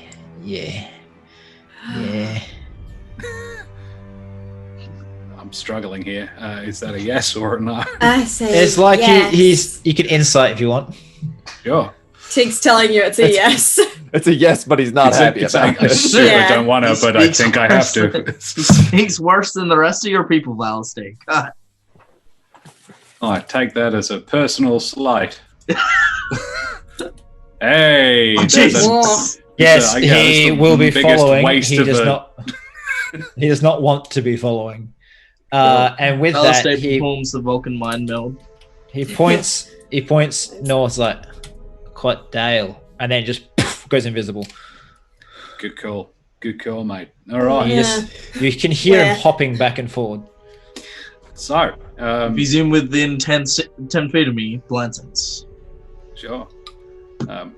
Well, Book, can you lead us to near where it might be so that we can lay a trap for it? I say hopefully. Nah. Yeah, right. Tig How is about looking for Book. how about you guys lay a trap and then we lure it close?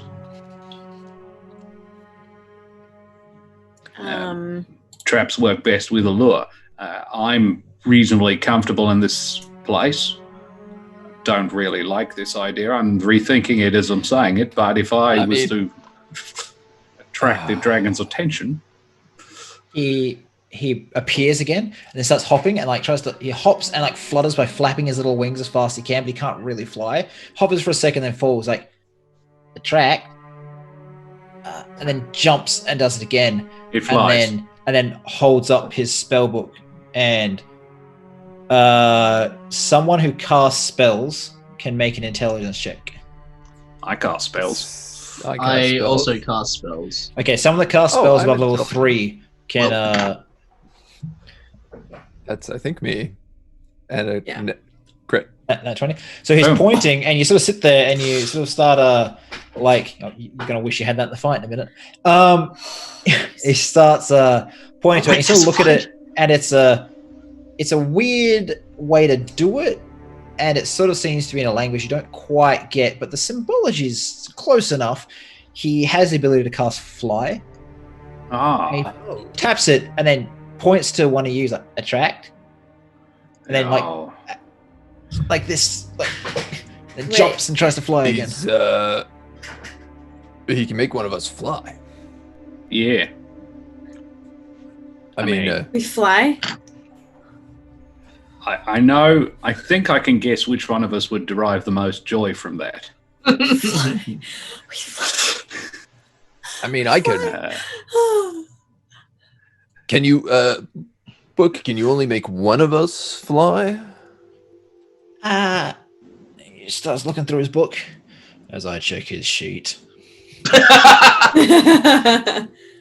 Yeah. Okay.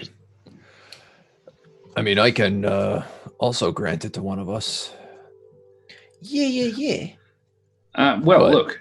If we're all going to fly, there's no.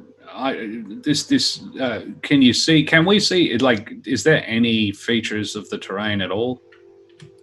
Right now, it's either dead forest or just rocky wasteland with this thick, black, coarse sand, volcanic sand. Yeah. Some of it's almost glassy. So, is there some sort of trap that we can lay, and then the person who flies can lure the dragon here into the trap?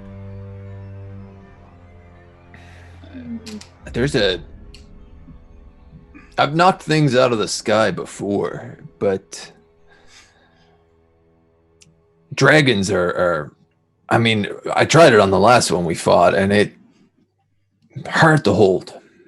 Yeah, right. Yes. Yeah. Tig not like being up that high and falling. Well, I guess that leaves two of us. Well, Tig idea. Yes, Dig? So, Last Dragon? Mm-hmm. Felix, remember Last Dragon? Aye. Tig go way up and play and Yes. come back down. Yes. So, if Tig do again, if Tig fall and land, Tig might be okay. If you do, you not be okay. You be everywhere. If Tig do, Tig okay. Okay? I understand. Yeah. Okay. Yeah.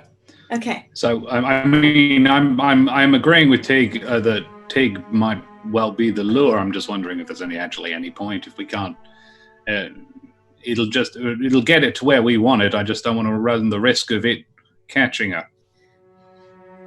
It's okay. I mean, what's I just don't want you to get hurt, Tig. Oh, I'm not like getting hurt. Well, quite. I mean, there's 4 of us. There's hopefully only one of it. Do any of you have? I mean, I got no problem shooting a dragon down out of the sky, but the 2 of you, as I kind of look at the absent bow slots on your backs. I mean, you saw how useless I was as soon as that thing went up last time. I tried to bring it down, but it's stronger than me, so... Well, that's what I'm thinking. I want to be prepared. I have magic. In here. I've got quite high level magic, mate. It's sort of what I do. And then looks to the big strong Tig, who, by the way, when you look to your arm, the healthy plant, it's like now dusty and graying, like the lack of life here is just sapping it a little bit. I thought that might happen. Fly, and looks at you, and then he looks back towards you, Felix, and is like, and starts pecking at your sword in your waist.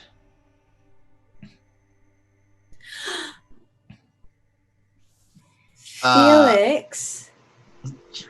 Yeah. Felix and Tig fly. Yes. I believe that might actually be a good idea. And Felix is sort of doing the math in his head. Dom's looking right between the 2 of you like, well, what am I not seeing here? All right, so this is what I'm thinking, right? We have potentially 2 casts of fly. He opens his book and puts it up to Dominic to a spell page, and then like looks back towards Felix's sword, and the spell is identify. It looks back to the sword again. Felix, what does that sword of yours do? Well, you see, my sword. Yes, it's bear with me. My sword is I guess you could say it's pretty special. Yeah, book seems to have some interest in it. Do you know what it does exactly? Yeah, I mean it's when I says the command word, it lights up and deals lightning damage. And then I can also deal extra damage. I can deal extra thunder damage once a day. Book, are you talking about its resistances? That this creature might be vulnerable to these? No, right? Nah. And why are you wanting to identify the sword? And then he opens his arms up wide. The sword gets bigger. Nah. Do you want to think my sword might be more effective against it than anything else we've got? Points towards you, Dom. Yeah. And then he sort of just goes, like, clatters his beak a bit. In other words, I should probably be the bait. Nah.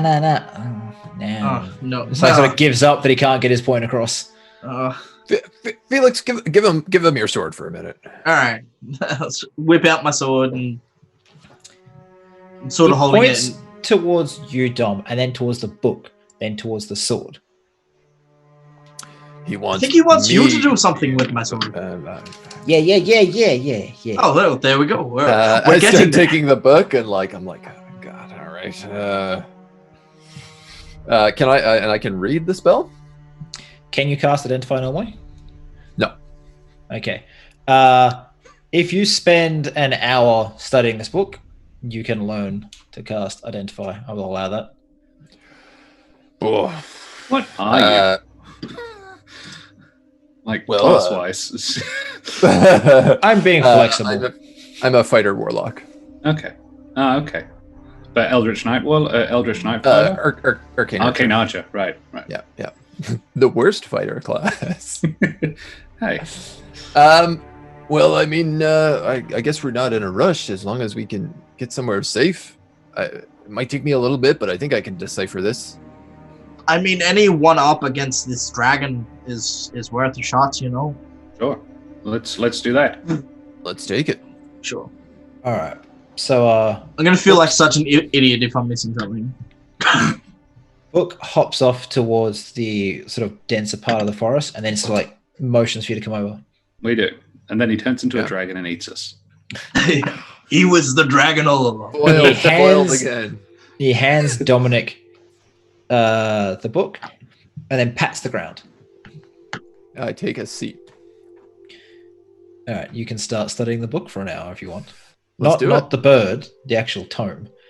Yep. And as you're sitting there, I'll give you guys some chance to chat and plan. And Book's just going to constantly be like hopping off, fetching sticks and twigs, and like forming a small, like almost like a nest, like a circle around you. Oh, I'm gonna help him do that. I'm so helping doing that. Book and Tig spend a happy hour making a nest. All right. Tig actually make a dexterity check, Tig. Oh no, I don't want to break his little nest.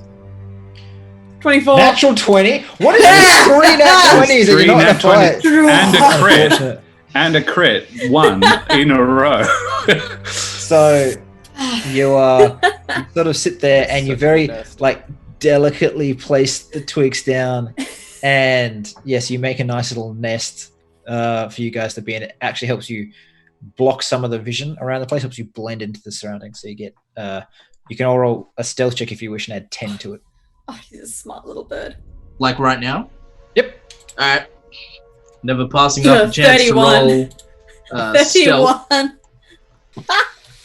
31 stealth. Yes. Okay. Yeah, I rolled a Yeah, 2. So 31. You guys need that plus. I mean, I guess I'm casting a spell, so that's pretty loud. And you all get plus 10, so it's 31, 12, 31, and 37. So the average is still like 20 something. You're fine. You're fine. Yeah. Right. Yeah. Nah. So you spend some time. Do you guys want to plan anything out? I guess it's just Val and Felix reminiscing at this point, but if you've got any plans you want to make, now's the time. Well, It's look, like- here's the thing, right? The big advantage that this death flying machine has against us is flying. And death. And death. But mostly flying. And from what I understand, we have between Book and Dom, we have 2 casts of fly, right? Mm. So, considering I'm pretty useless when it leaves,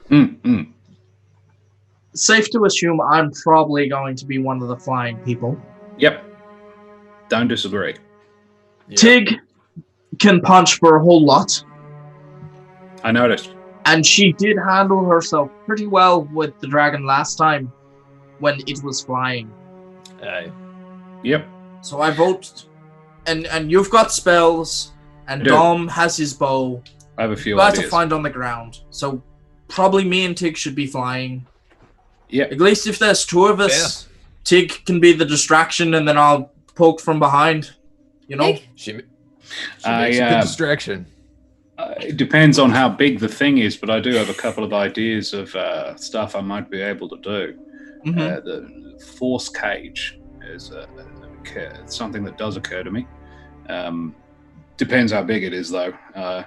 20 feet to a side is the biggest I can make that. It might be too small. See, Other Kyle option- adjusting the size of the monster. 21 feet. Balustrade. Yes. Battleship. Yep. Battleship. That's what I'll answer to. What does pork cage force thing do? It traps it. It can't use teleportation or interplanar travel to get out of the cage. It can, but it has to make a charisma save first. Otherwise, it's trapped in there. How big? 20 feet. Can we shoot it when it's in there? Yeah, it's a cage. It's not a box. It's that's. Is that 20 square feet? Yes. It's big. It's 3 balustrades. No, it is big. I know the dragon. The dragon might be a little too. It's big. big. I don't know how big. Like when I see it, I'll yay or nay on that one. What else do you have? No, can you use on foot? Can I use it on one of its feet? No, it has to all be inside of it. Otherwise, it just bounces out of it, which is irritating. It's big. Well, that's a bit shite, isn't it? Yeah, the other option is polymorph. I turn it into something that isn't a shadow dragon. And then I put it in a cage. Like rock? I think it has to be alive, but like a squirrel. Take smash?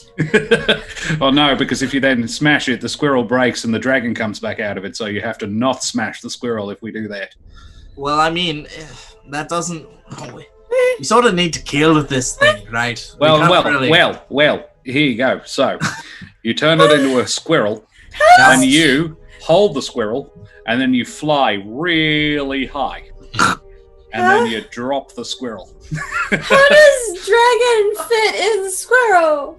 From my experience, magic. No! Fighting dragons, they seem to be pretty resilient creatures. Absolutely. Well, this is a clever plan. Look, as much as I love the idea of dropping a squirrel to its death, I don't think that's really a viable... Well, mechanically, the damage transfers over into the creature when it takes 1 point of squirrel damage, and then the remaining 4 damage goes to the dragon. That's mechanically what I'm thinking. I love how the rules of our world can just be broken into rules, put into a book. Isn't it convenient that we know gods exist as well?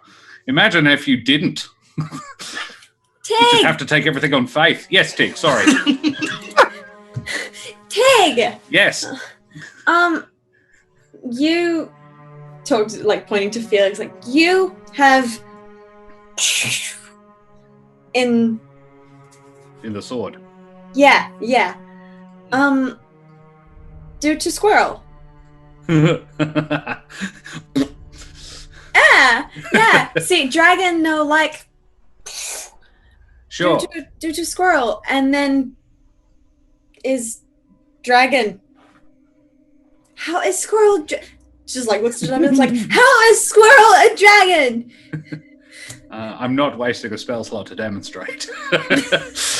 It's like seriously considering turning Tig into a squirrel very briefly. So I feel like this conversation sort of starts and stops and goes on. It takes about an hour, and you finish learning this spell. It's hard for you to do, but you did roll on that 20, I believe, earlier to understand his crazy text. So I'll allow you to get that done, since you're reading some shadow planar speech or writing. But you have learned the spell Identify. Sick. Can I use this book to cast it as a ritual? You can. Can I use Book's book? I should say. Yeah, so I spend another 10 minutes to cast it on the sword. So I don't have to use one of my very valuable spell slots. I have 2. Oh, wow. So he sits there and he sort of like sort of just jumps back and forth, buck, like happy that you've used his book. And after a few minutes that'll get old, but you'll finish the spell as well. You learn some interesting things about this sword. More than a standard Identify spell would usually give you. His spell is a bit odd. a little bit like a cross between. It wasn't written by him. Someone like put this in here specifically For you. so that information could be given to this bird who can't talk very well, so he can help learn about things, which was all like the margin of the book. Like, help book not be dumb. But effectively, that sword was made by some Archaladron, firstborn from the Feywild, like one of the first elves to ever step into the material plane, and has some nifty features that require time and patience to do. But one of them is that when you use a command word, it allows you to shoot a lightning bolt. You make a stabbing action, like a thrusting action with the rapier. From the tip, a lightning bolt will be cast in the direction of the thrust, and you can choose to teleport to any part along that 120-foot line. Where in the 9 hells did you get this sword, Felix? I mean, it was gifted to me. Please say it wasn't in one of the 9 hells. No.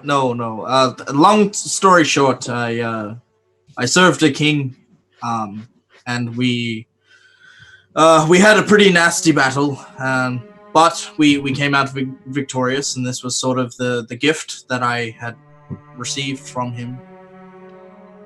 I'm not sure he knew what he was giving you. This is probably one of the first blades to grace the material plane. I mean, yeah. It comes from the first of the Eladrin. On top of that, I mean, have you ever surfed a lightning bolt before? What a strange question to ask me. No, I have not. You look at this man, and you just assume, don't you, that he has at some point. Look, I've done a lot of crazy shite in my day, not surfing a lightning bolt. Yeah. Well, I mean, today's going to be your lucky day, maybe then. Yeah, I explained to him the breakdown of kind of what I've learned about it. You can, if you go like this and say, Stormwarden. I say That's without actually holding the weapon. You'll be able to shoot lightning out of it and travel along it to wherever you want. I'm just like looking at you like, that was never explained to me. No, I can't imagine. It feels kind of like there might be more to it as well, but this is an old blade, Felix. This is older than me, and at this point, that's saying something. How old are you? Yeah. Without wanting to be rude, you don't have to. I mean, the exact number on it. Lost track somewhere in the 5th century somewhere. Well, Dom, that is pretty fucking old. It's like, to be perfectly frank. He's a little bit younger than I am. But, So for humans, I understand it's not as standard. Yeah. It does wear on you after a while, doesn't it? what is your plan, guys, now? Well, I think we've got 2 flying people and 2 non-flying people who will, do we draw it in, find a place that it might not enjoy being, or just use them as a lure to bring it to us, and then Dom and I can nuke it from the ground while they nuke it from on top? Well, it likes this area, not that area. I pulled back to where the Feywilds were. So Nah. Hmm? Likes this area. Likes this area. Likes all areas. Oh, okay. Yeah. Yeah, it's very So- at home here. It's So making bringing that area to it would not help. But sword area to it would help. I think it doesn't matter where we fight this thing. We're gonna be duking it out on its own on its own turf. plane. Yeah. Yeah. All right. So the plan is two of us fly up, and do we want to wait? How long does fly last? We want to wait until we've actually found the bastard. I think fly lasts an hour. Well, how long does it take to cast? Is it instantaneous as well? One action touch takes 10 minutes. Requires 10 minutes. concentration. So yeah, I think we need to get a little bit closer first. Yeah. Until we're ready. Concentration as well is. Oh no. Book, yeah. Book, do you know how far away it is? Closer. Nah. Okay. And then it's like, Has it gotten closer? No. It is there. Is And then- there. yeah. Book, you couldn't cast this spell. Can you cast fly from this book? Very much enjoyed Yeah. that sentence. Yeah. Okay. I had to check. Actually, book. What else are you able to cast? Just starts flicking the pages in his book. Like just showing us, like, oh Yeah. Okay. So lots of stuff. Good. Teddy. So we reckon it's pretty close. Shall we cast fly now? Look, personally, I wouldn't want to waste too much time flying around. You know, it's close, Let's but go it could find be it. like an hour away, Sure. All right. Well, let's to go. a day away. You know. The trigger. Yeah. So let's go find it very quietly. Yes. Agreed. All right. Okay. As you leave your little nest and head off, I'll get you all to make stealth checks again. And let's see how this goes, actually. E. Come on. That's a 7. 9. Jesus Christ, 33? 31? I get There's a plus 9. 15 to stealth. I get a plus 14. It's pretty helpful. High five. Oh yeah. I got disadvantage. I see. Oh, so 7. All right, so you guys go walking off. The ground here is sort of like sandy almost. So it takes some time. It's a bit tiring. But as you start getting closer to the edge of this forest, Books just sort of stops and hides behind a tree, and you can see that he's shaking and his feathers puff out a bit and they kind of go back in. He's very stressed out. Oh. Well, it's okay. I put a hand on his shoulder to say, "Are you all right with this book?" No. Yeah, right. Look, Book, I'm not a sort of guy who would make anybody do anything they don't want to do. If you're not up for this, say so now, and we'll go and we'll handle it without you. Fly now. Yeah, Book here. sure. What do we reckon, chaps and lady? Yeah. I apologise. Yeah, fly now. All right, Book, can you cast fly on our lovely Tugariel over there? And Dom, do you want to levitate the Felix boy? Both up at the same time. Might as well. Sure. Yeah, we're killing 10 minutes doing it.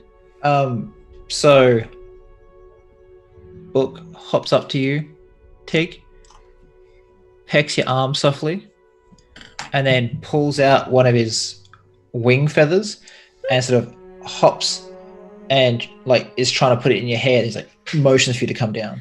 And down, Pig. Okay. And he sort of just puts it behind your ear. Ooh. Fly. Like, if we go now? Looks to you guys. We go now? I think so, yes. Yes. Let's ride the light of that setting sun as I reach out and cast on Felix as well with a hand. So you just feel like a glow go over you. You can both now fly. Sick. Thank Do you. Sort so. of like slowly levitating off the ground just to get used to it. Book runs to like the forest edge with like a bunch of dead leaves on the ground, like dives in them and like hides under. You see like his beak and just like glowing eyes sticking out, and his like waistcoat collar, like shoulder bits sticking out. That's about it. He's just sort of like Just there give him a look- thumbs up, like, Stay safe, Book. Thanks, mate. Stay safe. Right. No promises. Yeah. Do you want to fly and see if you can get a good viewpoint? Yeah, I say we try and attract the attention of a dragon. All right. You're flying through the air. I'm sure it won't take long. Oh, Like- don't worry. Oh, we you can do see now? this. Yeah, we go now, Tig. okay, I'm I'll gonna pull out jump. my rapier. You jump and just go Supergirl. up, and you just keep going up until you decide to change direction. Oh crap! I go up too. Yeah, I'm like, I want to power jump like Uh, that. Try and keep it reasonably close for my sake, would you? I'm pretty rubbish over about 100 feet. Slow down. I'm like, not gonna lie, Tig's pretty much just gone straight up, and then sort of like, oh wait, I can go back, like, just sort of like, she's just flying Figure around eights. like an errant fly in this like in the house, just everywhere. She's just having a ball right now, Tig, tumbling in the air, looking stupid. Tig. Oh no, Tig. Dom, I Let's- think they're doing a great job, don't you? Yeah, let's move ahead a little, and yeah, definitely like draw the bow and just start creeping forward, leaving Felix to figure it out. All Yeah. right. I'm gonna ignite Storm's Caress. So it'll start like glowing and sparking lightning down the blade. Okay, let me just see if you attract any attention as you spark up the blade. Tig laughing like an idiot. With advantage. Tig! Jesus. All right, so you're in We the have air done it. and just lightsaber apparently, Oh, that's and so cool. then just you hear this, just getting closer, and Tig. you Right. hear that, and then there's a big, massive woof beat of wings, and you just get this feeling of something massive just shoot up a bit, and then it just starts falling very fast down. So you hear that before you see it, and then the smell hits you, Oh. and it's this caustic stench of acid that just catches in your throat. All of you, your eyes just begin to water uncontrollably as you hear in the distance the beating of wings again. Blinking What kind through of the dragon tears. was it you said you killed? Well, I mean, Black dragon. The green one? The kind that's Black. acidic? Oh, black. Oh, okay. The other kind that's acidic. Acidic. Yeah. So blinking through these tears, you see a massive shape move through the sky. The speed of its passing starts forming a wake in the volcanic dirt beneath it. Sharp, coarse sand and silt whips up at you, drawing blood from shallow cuts in places, and any shadows cast in the area just get sucked towards its darkness in the sky as it flies over you. This immense creature lands about 120 feet away with a cacophonous thud, and you feel the ground just shake beneath your feet. Through your blurred vision, as you sort of try to look back at it, Tig and Felix are up in the air. They were sort of above it. It kind of swooped in, missed them, lands, and then turns again. You can tell the rough proportions of this creature as it lands. It's 120 feet from tip to tail, with a 200-foot wingspan. And as it rears up into the sky, it's about 50 feet tall. Oh, it's a lot Outstanding. bigger than the last one we fought. I'm This- not going to put that one in a cage, I'm going to be honest with you. This colossal ancient dragon, drooling fanged maw opens up, and not so much a roar, but just this screech, which echoes out across the wasteland, and immediately you just feel almost like your ears pop from the pressure. The shadows that cling to it thin for a moment as they just sort of blast it out before they coalesce back around it, as its power just like flexes reality a little bit. And you glimpse green scales before the shadows just cover it once more, and it almost seems to disappear in the darkness.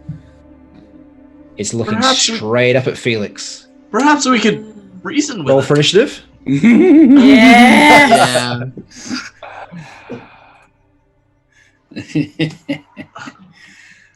Good. Don't forget to And- select your token. I just forgot as soon as you're like, Sorry, don't forget. And I was like, click. Just do it again. And Yay. where's this freaking layer button? Layer, move to token layer, and then I will. Oh, Did you just see it? God. We fought such a smaller one before. Ancient. Who was saying that we took on one before and this one will be fine? What? God damn it. Nice. I mean, also, I guess this is a green dragon just covered in shadow. Yeah. Shadow It's from the Green Dragons. Feywild, and I think you forgot. It's like in the Feywild, everything's not quite what it seems. Hey, Tig, click your character, roll your initiative again, and I'll just add what you had before. It didn't work. Nah, just do it once more for me. Okay.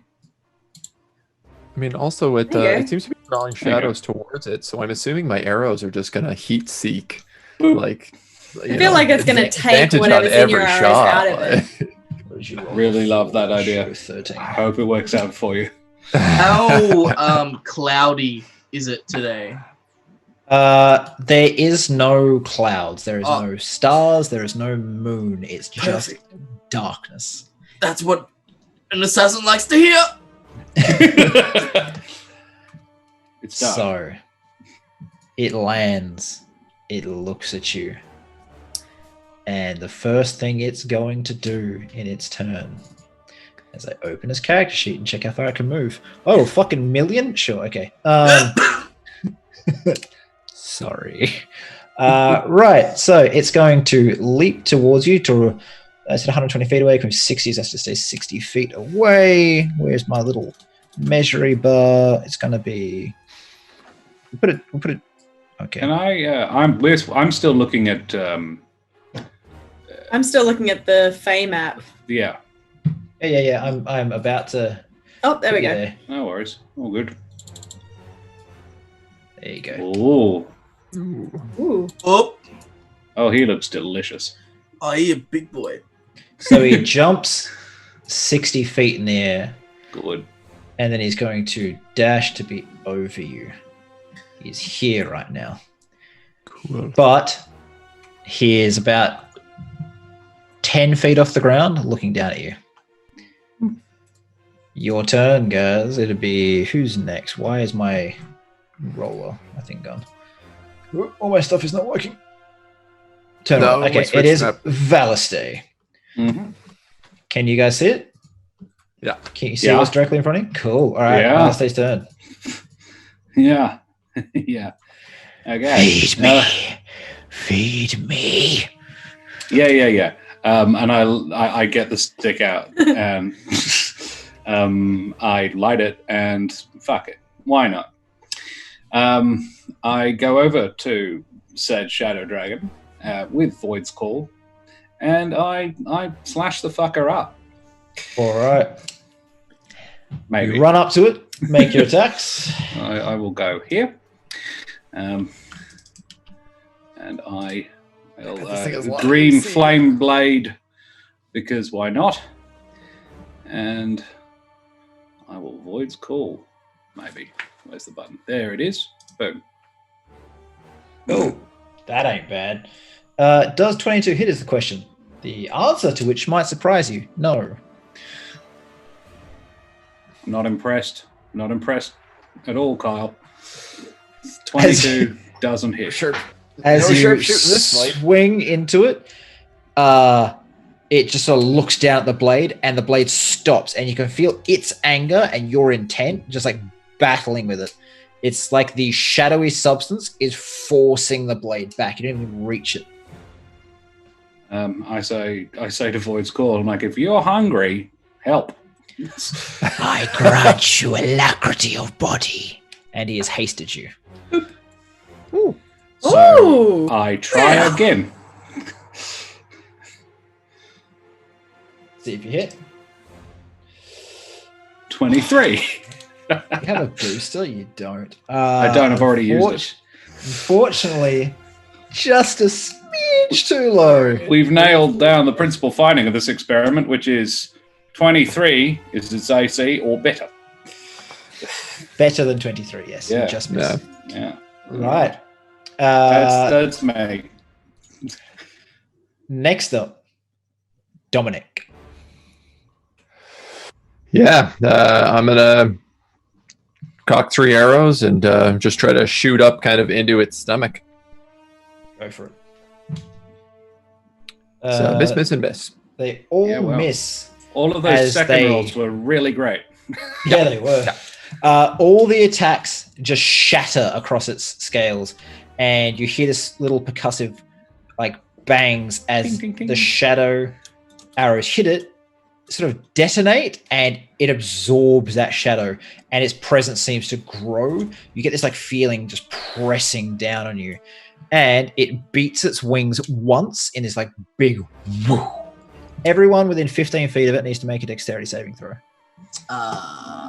Well, I'm up in the air right now. Oh yeah, you and Felix. I still, we still haven't come down. Reese wants to. It's still he's high. he's glad he got that Anyway. 20. Yeah. But he didn't need it. So Dex save, that was Dom's. So Dom, right? Oh well, that didn't seem to.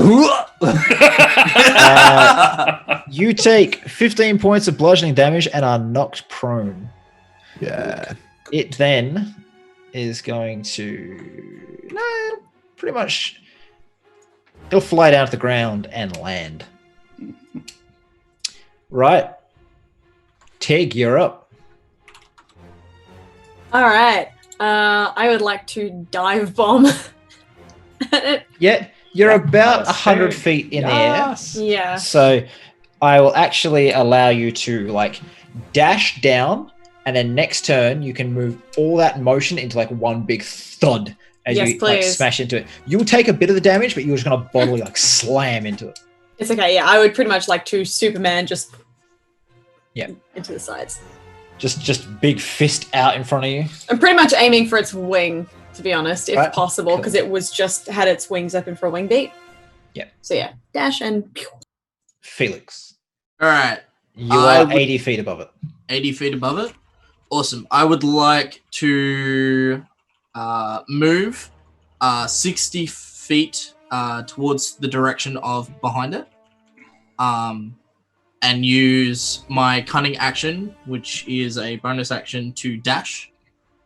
So 120 feet to move behind it.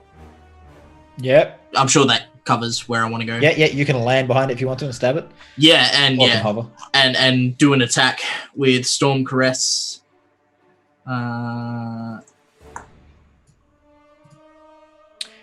What is the flight speed you get when you fly? Is it 60? 60, I think. 60. Okay. 60. Okay. We'll go back to Tig in a second then. All right, do your attack. Yep. 17's gonna miss, buddy. Yep.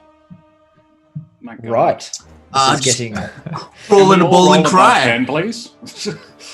So he just lands, stabs it, and you watch as the blade just like skitters across its scales. Yep. Now I forgot you can move 60 feet. So if you're dashing, Tig, I'll allow you just to make one bombing drop on at full speed.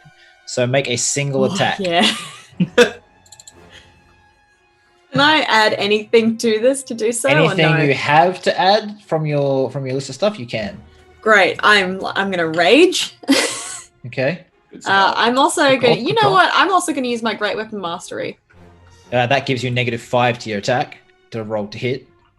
It's a big target. Yeah, it has a Very massive high AC. Oh right, that's true. I forgot about that. All right, I'll just use my normal Tig arm for damage. Go for it. Roll more than 10. You hit. Hey! Yes. AC Oh. 24. I was so fucking close. I know. Let me just check its resistances. It is not resistant to Tig. Right. No one's resistant resistance to to Tig. Tig. Yeah. So its wings are flared out to the side, and you just roll me 12d6 from your fall damage. Oh, 12d6.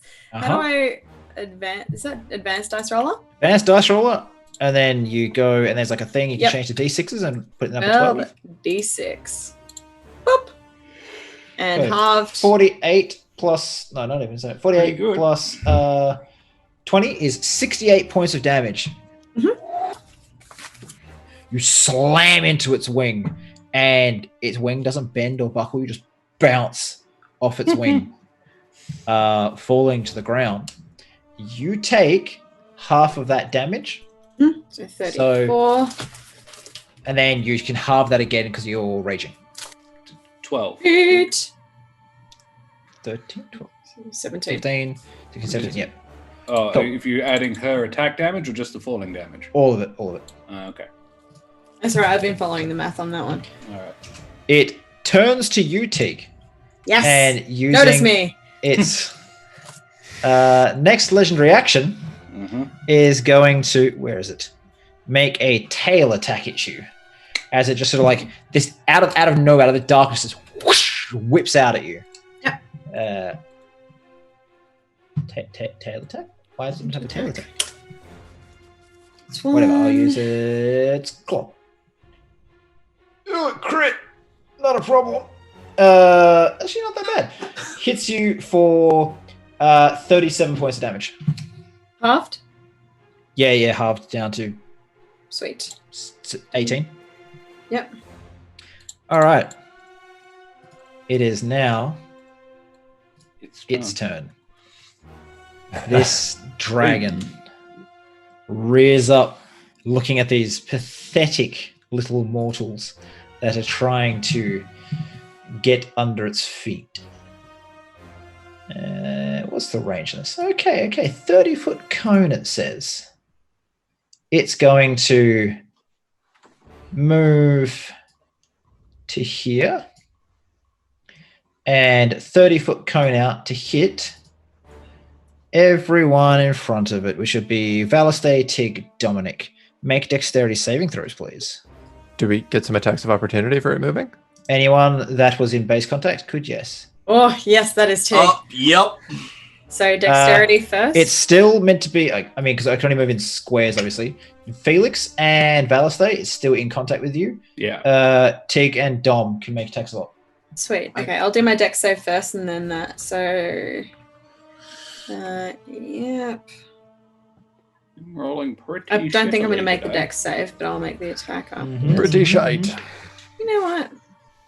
Let's Oh, and go a dex for it. save. Oh, 32 to hit. Mhm. That'll hit. So that's another 18 points of damage to it. It's not enjoying you punching it for some reason. What? Why can't I click on it? I'm gonna use Indomitable. Ooh. Is that what you wanted to use with Indomitable? Yeah. All right. It uses Shadow Breath. Seemed like the right time to use that. So anyone below 21 fails, which is, I think, all of your gods. Yeah. Does so much damage. Right. I know I'm Good. taking a long time to get this done because apparently my buttons aren't working, which is actually my fault. Not so. It occurs to me. 26 d6 of damage. 2066. Good. The safest part of the dragons is the behind. It occurs to me that we should have lured the bastard into the bit between worlds where Kurdanos could have helped. Everyone Don't do in this, front of it- Valiste. You No. do this every time. He told us Every- to go after it ourselves. This is our hunt, not his. Everyone in front of it then takes 81 points of Shadow Fire. Sure. It's closer to What? Shadow Acid, but Mhm. yeah. Okay, that's fine. Okay. 81. 81. Halved. So that's 40. Okay. And on That's a all right. 5 or a 6, it'll get it back. Yeah. Ah, good. Right. Right. With that 81 points of damage dished, we will end the session. knowing that you guys have all your attacks coming, Oh, and you And can I make a have- plan. 61 hit points left. It's not as bad as some. Dominic, would you like to No. tell the crowd? yeah. 33. 33. Mm-hmm. So, next week, you will be fighting this thing.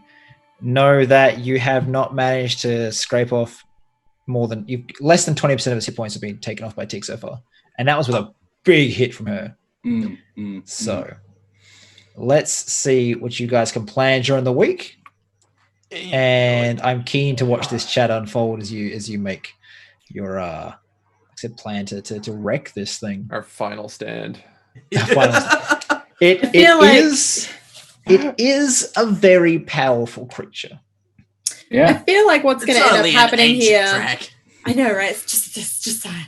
I feel like what's going to end up happening here is that Tig or Felix are just going to be flying around like this with this big ass thing chomping behind them while they fly and zoom around, and then someone's behind it going zap, zap, zap, and then people shooting underneath it. I Yeah. feel like it's just going to be this car chase in the sky. Yeah. Do you guys want to know its challenge rating? Yeah. Not yet. Yeah. No. I know it's really high. I but- want to know how fine. bad Okay, this is. It's Tell a us- 50-50 split, so I'll tell you after the fight with your Yeah. little die. Tell us after. No. All right, I'll spin on the dime. Why not? Tell us. It's challenge wants to rating know. 24. Yeah. Hey, we can do this, guys. But CR24 Trust me. things before. Tig Should be fine. optimism, okay? Yeah. We can do this. And if Trust not, Tig. like, just make sure I survive because I can res you. Trust Tig. This has never gone wrong before. Ask Okay. anybody that she partied with before. Tig's got this, guys. Of All right. the 5 people she was in a party with before, 3 of them died. well, one had his soul sucked into the void. Deserved. One had Was it their soul. Nasty Man? Yeah, it was a Magic one, Man? yep. One had their soul stolen by a wizard that had cast like a gear salon to do a thing, and they never ended up doing it. They reneged That on the was- deal. Deserved. Yeah, that's your wife. She's still reneged on the deal. And she doesn't know what wife is. There was another one, Vanny. She's dead. Actually, I don't know what happened to her. she was killed by Dom. I don't know what happened to her. She does have an arrow. best and friends. one was Castellan's character, who I cannot remember the name of, but he was Magical? captured. No, different one. He was Ah. captured, and due to his artificial skill, was used as a He was enslaved. smith. Ah. And every time he did something wrong, they lopped off one of his limbs and made him rebuild it himself in machinery. So by the time they saw him last, he was just like a head on a robot. So instincts will help you survive. Okay. Oh, Brains, no. Instincts, yes. just that I Tig don't is know very about strong. you, Valistay, but Felix is starting to feel a little uncomfortable with this party. I thought you were up to some freaky shit. Like, honestly, I think the most intelligent, sensible, smart, reasonable person we've met in the last 48 hours is Book. Yeah. Definitely solid gold Book there. Who is welcome to get involved at any time. Yep. Man, he's like level 6. He's like, no, fuck this. We're I'm out." bringing a baby into a battle. That's not happening, man. I love that he Yeah. was like, yeah, all right, fine, I'll come, because otherwise you'll die. That'll happen anyway. Yeah. But did you enjoy this session? Despite the fact you guys have yeah. been fighting some fucked up shit, did you enjoy the session? Oh, Yes. yes. Yeah, Oh, no that's so joking. Yes, wholesome. 100%. I'm just waiting for it to say, all right, I'll let you live if Dominic can shoot me enough. Yeah. I cannot. Probably not happening No. this time. Demonstrably not. All right. Good. That's fun. Cool. So we will see how the next session goes. Thank you everyone that showed up to watch and has been partying in the chat the entire time. It's been awesome watching it go past. I'd like to thank Bree for the amazing art. You can see Tigari or Tig on screen now with that one massive arm. I'd like to thank again Wonders and Blunders for sending their lovely agent along, and also hopefully get more of them on the channel pretty soon. We know there's one coming up in a week, but let's get more of you. Well, learn how to do stuff online now. So now that we're not allowed outside our houses. Yeah. You can find all the information down below for merch, for our social media, all that sort of stuff. This will hopefully be on YouTube pretty soon. I'll try start this one this week and finish off more of the merch. Finish off more of the Empires of Darkness, the Warhammer game. And then next week on Friday, I believe, I'm pretty sure we have the Ruffians, which is shaping up to be a cool campaign, and their art is amazing, and we'll get that out on our Twitter pretty soon. Let's do our goodbyes. So in reverse order, starting with Josh the Pirate. Thanks so much for tuning in, guys. It's really hard to lose it. Thanks so much for coming along and watching us be ridiculous. It was really good fun. So if you enjoyed this experience and you wish to hear more of my vocal stylings, you can check out There Be Dragons at tbdragonscast.com, where I play with a mate of Reese's, who's also from Nerds of the West. Because this is a massively inbred community that we're involved in now, and we love it. Thanks very much, guys. It's been great fun. All right. Next along is Sugar. Hi guys, I am Shrigrel. I had so much fun tonight being your lovely dumb elf barbarian Tig, or Tigariel, as now you know her, the rest of her name, which she can't pronounce. So there you go. You can pretty much find me here on Rough Damage on Friday nights for the Heart of the Plains, and also for Monday nights for our Warhammer game as well, where I will be playing your lovely Bretonnian damsel Mercedes Dumont, and being outrageously French for all of you. That's where you can find me. Soon I'll be getting my stream back up and running and doing some study sessions, and just chilling, and also playing some really, really weird games like Viscera Cleanup and all these sorts of unusual things. So I'll be doing that and spending some time with y'all, and I'll catch you all on Monday for some D&D. All right. Moving right across to Agent Number 1. That's me. I'm Agent Number 1. I've been playing your Dominic. You can also find me here, as stated, on a couple different things. I'm here on Mondays, where I play Constantine, the Ice Sorcerer, in the Warhammer campaign. I'm also going to be here soon, Friday nights / Saturday mornings, Australia, where I'm going to be DMing a new campaign called The Ruffians, which is going to take place every Friday in May. And if you want even more of me, check out Wonders and Blunders down below, where we've got 50 episodes. And man, it's crazy. Wow, that's so much. This is too much, maybe too much D&D for me. But, Is that possible? There's never enough for you. Never enough. I don't know. It's never One of us. Yeah, that's me. All right. And lastly, we have, spoiler alert, Reese. All right. Hey guys, I'm Reese. I'm part of a group called Nerds of the West. We play board games. We're playing video games. You can find us on YouTube. You can find us on Twitch. I'm over there doing a solo stream on Tuesdays where I just play random games that I want to play. And then Saturdays we have our group sessions where we either play a board game, or tomorrow we are playing, or today at 11 a.m. we're playing through Civilization 5. So if that interests you, feel free to come over and follow our channel. And that's pretty much me. And hi, I'm Nova, or Nova1. I DM here. I also was DMing on the Monday night game, but I've handed that across to someone else so I can focus more on this one till it's done. So he is doing a good job. His name is the Doom Dog. You should check him out as well.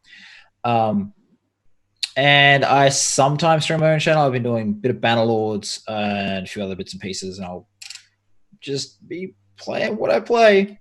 But I think we'll hand it across to Producer Veg.